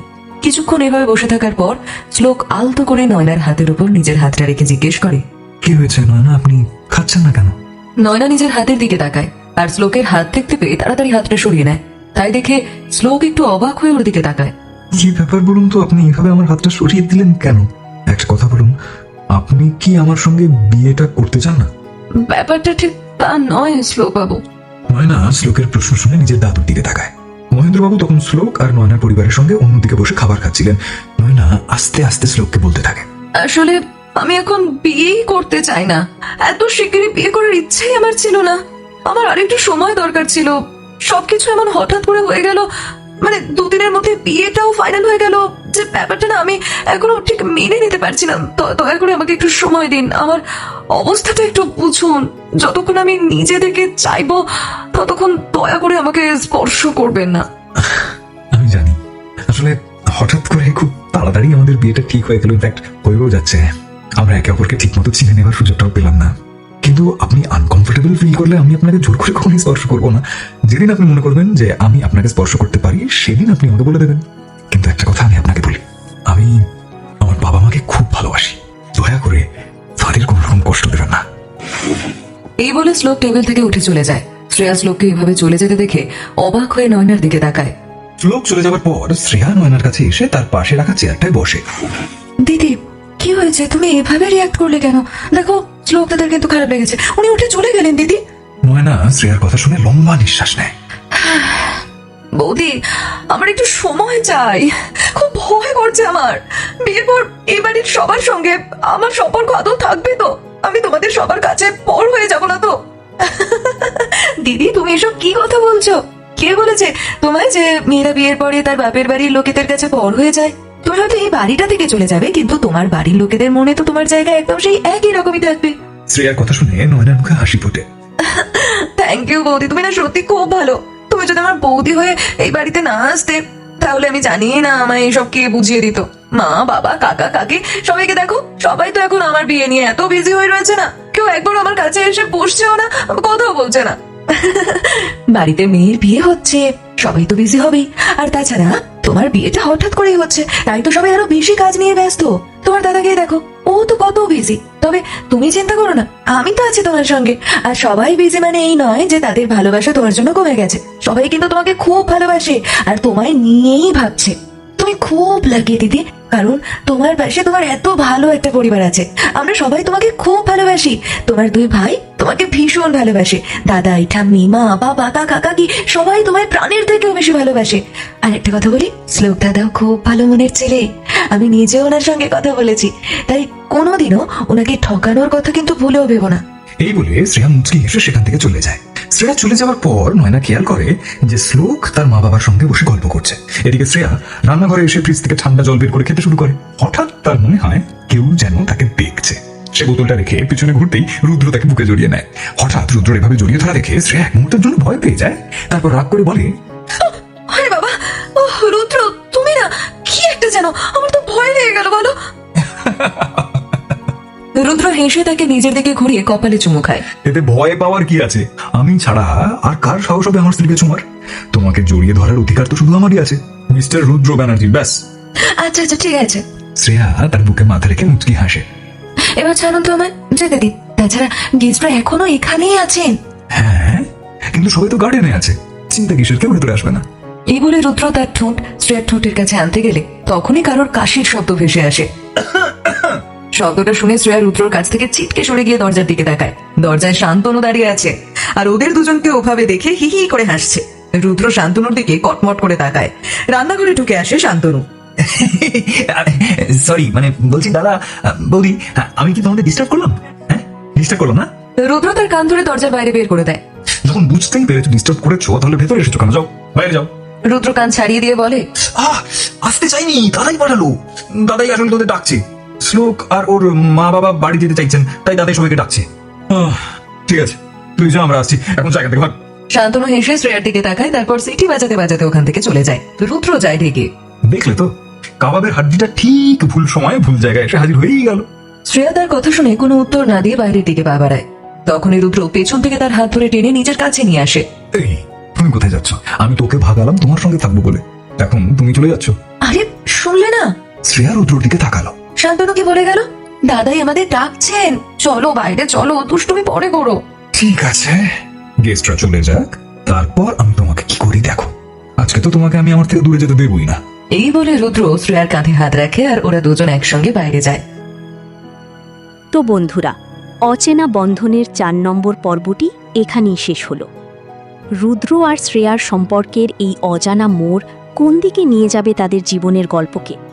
শ্রেয়া কি পারবে সব বাঁধা পেরিয়ে রুদ্রের মনের গহীনে জমে থাকা রহস্যের উন্মোচন করতে, নাকি তাদের মাঝে তৈরি হবে নতুন কোনো দেয়াল? সেই সব প্রশ্নের উত্তর জানতে আপনাদের অপেক্ষা করতে হবে আগামী পর্বের জন্য। আজকের এই পর্বটি আপনাদের কেমন লাগলো তা নিচে কমেন্ট করে অবশ্যই আমাদের জানাবেন। গল্পটি ভালো লেগে থাকলে একটি লাইক দিন এবং আপনার প্রিয়জন ও গল্পপ্রেমী বন্ধুদের সাথে শেয়ার করে দিন। আর আপনি যদি অডিও স্টোরি বাড়ি চ্যানেলে নতুন হয়ে থাকেন, তবে চ্যানেলটি এখনই সাবস্ক্রাইব করে পাশে থাকা বেল আইকনটি প্রেস করে রাখুন, যাতে পরবর্তী পর্বের নোটিফিকেশন সবার আগে আপনার কাছে পৌঁছে যায়। খুব শীঘ্রই ফিরছি পর্ব 5 নিয়ে। ততক্ষণ পর্যন্ত সবাই ভালো থাকুন, সুস্থ থাকুন। ধন্যবাদ।